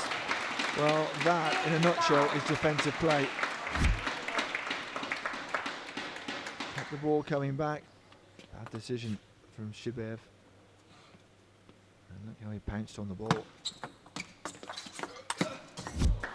Just interesting to note, for a lot of you players at home, you think you need a lot of power against defense. Looking at the way Timo played Ju Se-hook earlier, it was all patience, slow spin, take your time. Okay, the rallies are extended, but he won the match 5-0. Shibaev just struggling in this game now. And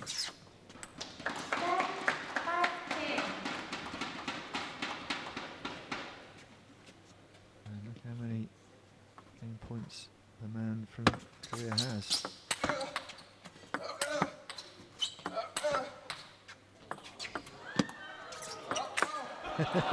This time he gets the point.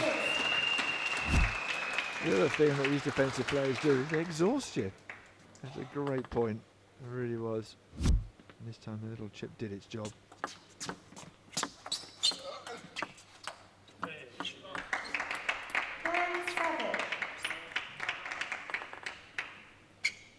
He's hanging in this game.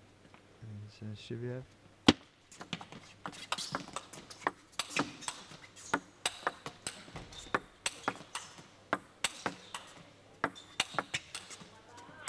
That's long.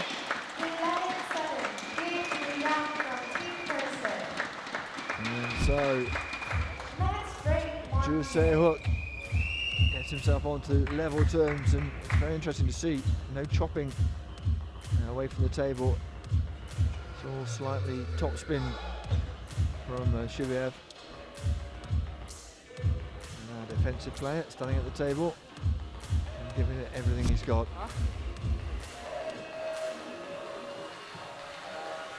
Balance, moving, look where to put the ball, not always same place, always have your head clear so you can change tactic during the set a little bit. Middle, yes. You want banana or? No, no one. Third game. Shibaev from team-based to serve. Love all. Compulsory minute timeout after 2 games is done and dusted. We change ends and away we go with just over 11 minutes on the clock.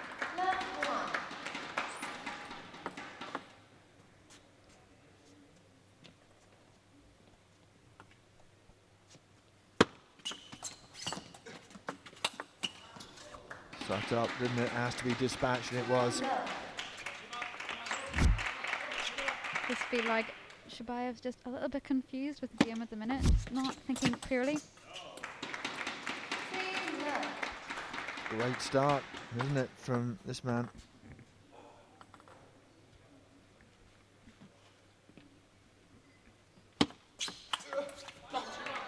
Better. He's got to do it on a more consistent basis, though. It's a lovely little wide angle from Shibaev. Oh, ran really well onto the forehand.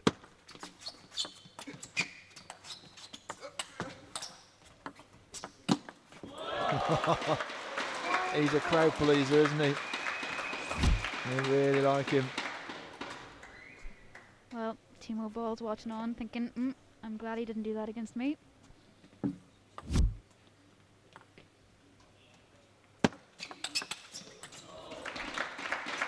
How about that for defensive play? Which one's the defensive player again? It's hard to tell sometimes, isn't it?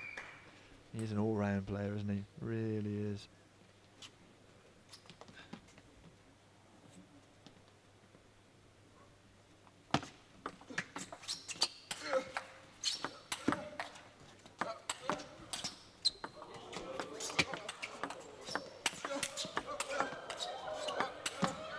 Oh, eventually. Now that was like a bad dream for Shibaev. Whatever he did, the ball came back. And look at the speed and the intensity from these two. This is a great shot. Really shows how fast the ball is flying around.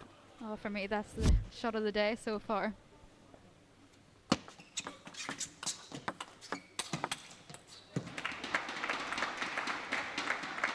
All credit to Juice Hook, though. Coming out here after losing 5 games to 0. He's cleared his head, he's focused in. Of course, he lost the first one here as well.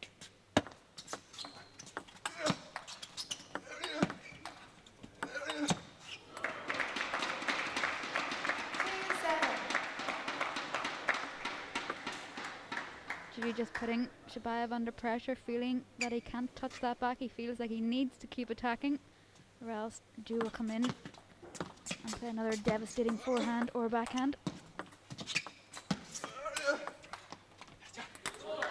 That's long. You can really hear the effort going through Shibaev's body for every single point.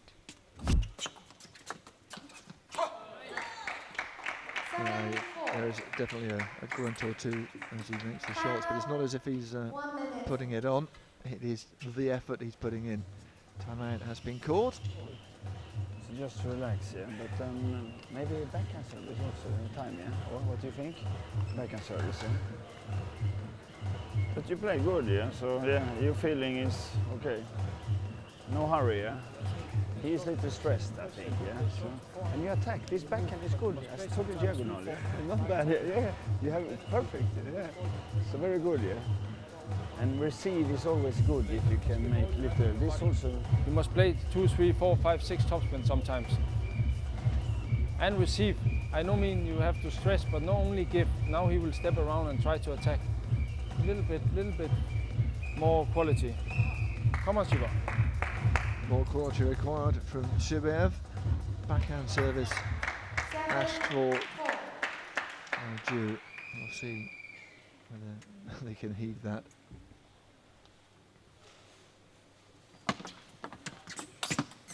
And there's the backhand serve. And there is no real quality on that receive, going loose again. Shibaev knows that.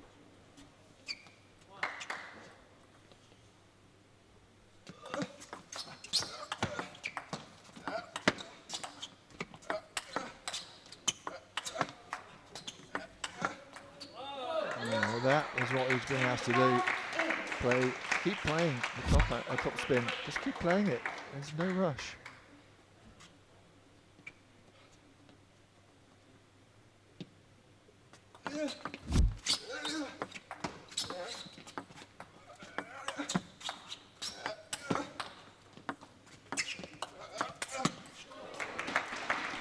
Long again.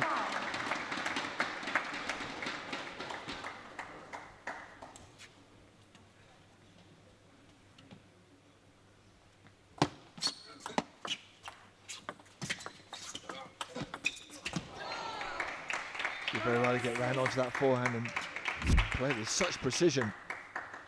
He really hooked around the side of the ball there to create the angle.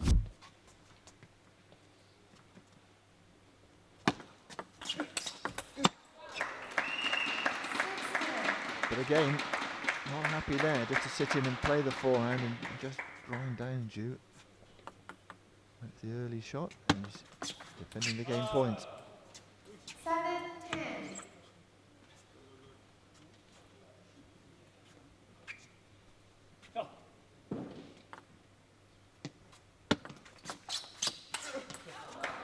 That's long. 11-7. And he loses the third game in a carbon copy of the second, 11-7. And so from being 1 up, he's now 2-1 down with just over 6 minutes on the clock. May be time for 2, or possibly just the 1 game. Certainly one of the best of the session, this match. I'm enjoying it.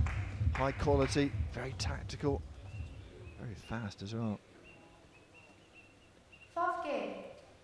Yang from person to serve. Love Boll.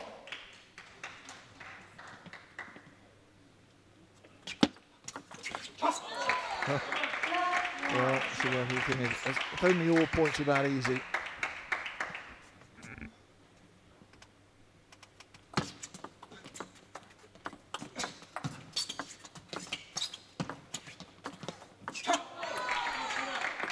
Lovely little short touch from to the forehand from Shibaev. Touching 2 in a row can work as well as playing 2 topspins in a row.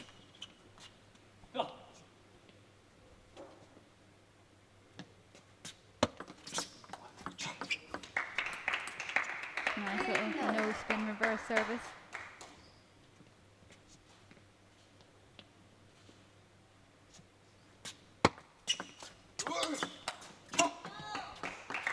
Another really intricate hidden serve.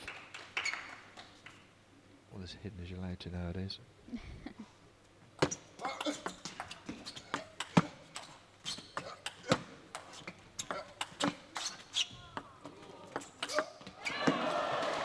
Great winner. Not much Shibaev could do there though. He dealt with the neck cord quite well. Just popped it up slightly, but had to make sure it was on the table.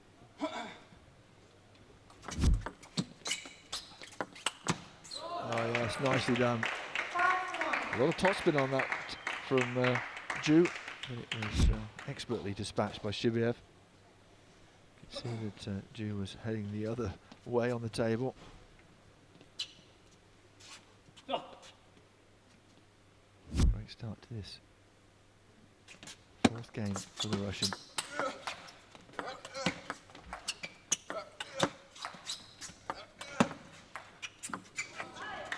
Not enough chop, couldn't get it over the net, and 6-1. And Zhu is in a spot of bother here.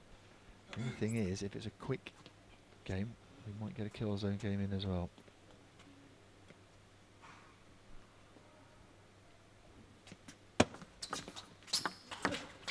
Straight at the body, nothing you can do about that.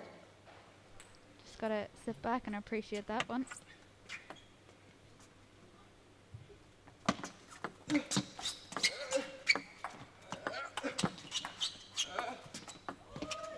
Oh, unlucky for Zhu. Net cord. Just gonna get it and get on.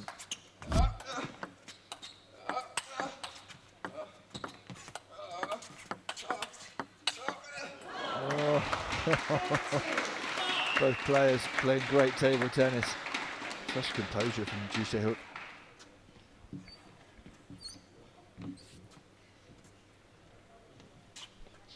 giving absolutely everything into this match, into this game.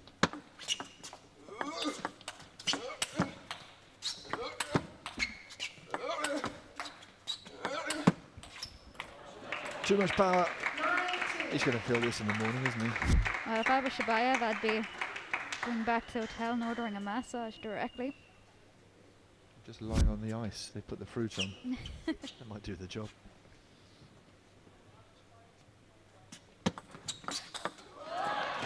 Service didn't do anything, did it, to help Shibaev there? I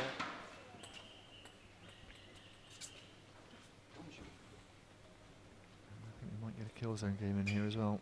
Depends if Ju can stage a bit of a comeback here.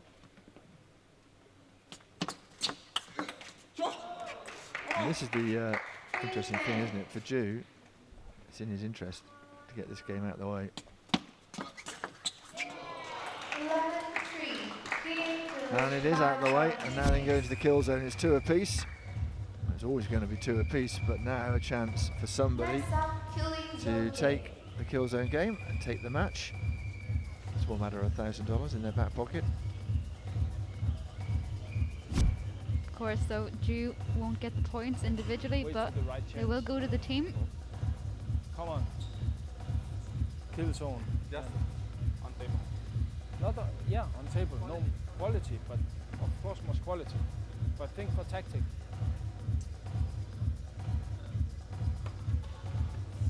Timo Boll up on his feet, helping the captain with the team talk. So kill zone game, 1st to 5. The time is irrelevant here. The clock is stopped,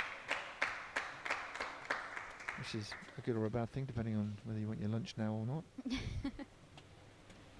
wouldn't want to head off and have your lunch early when these two are playing.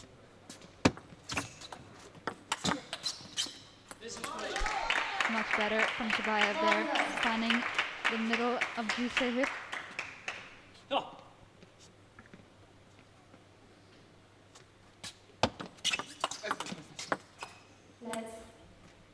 Going up from Shibaev to indicate the let.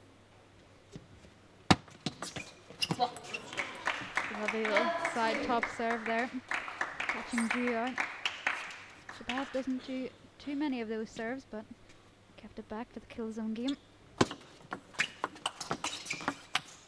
Nice long game from Ju.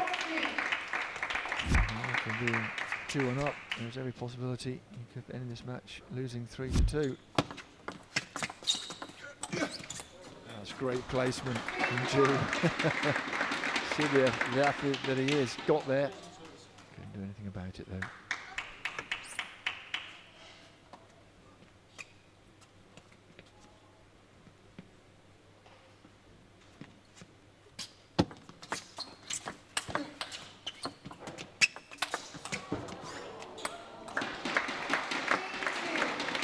Not done and dusted just yet.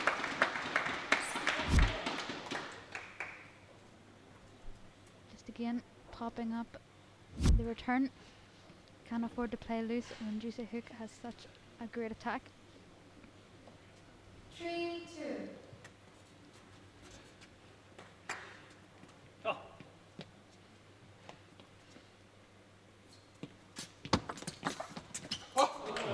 well, the serve did for Ju there, and a chance now for Shibaev to take this game and to take the match.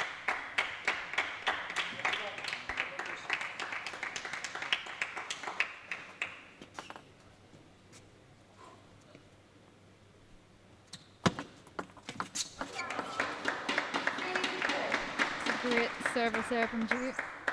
Adding a little bit of a flick of the wrist last second to add the backspin.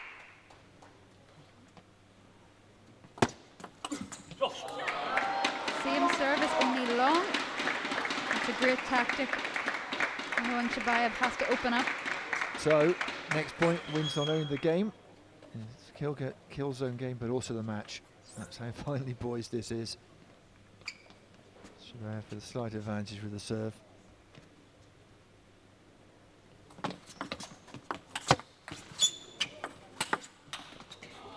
Ah, it's long, it's long.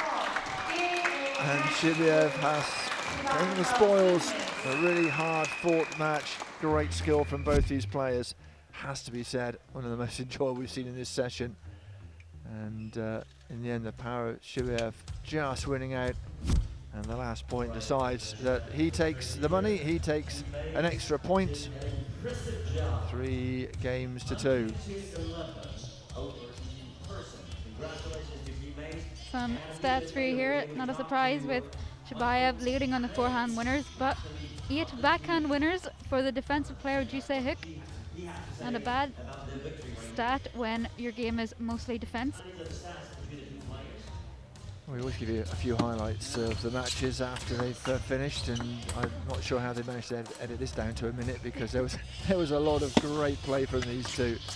And it wasn't just due the defender, it was due the aggressor as well sometimes, and making the most use of those wide edges. The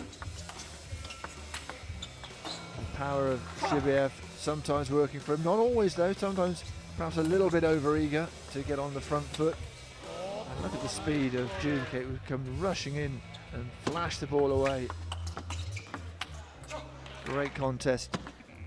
Ju at 1.21 up, but Shibaev had a good last couple of games and finished up winning by 3 games to 2.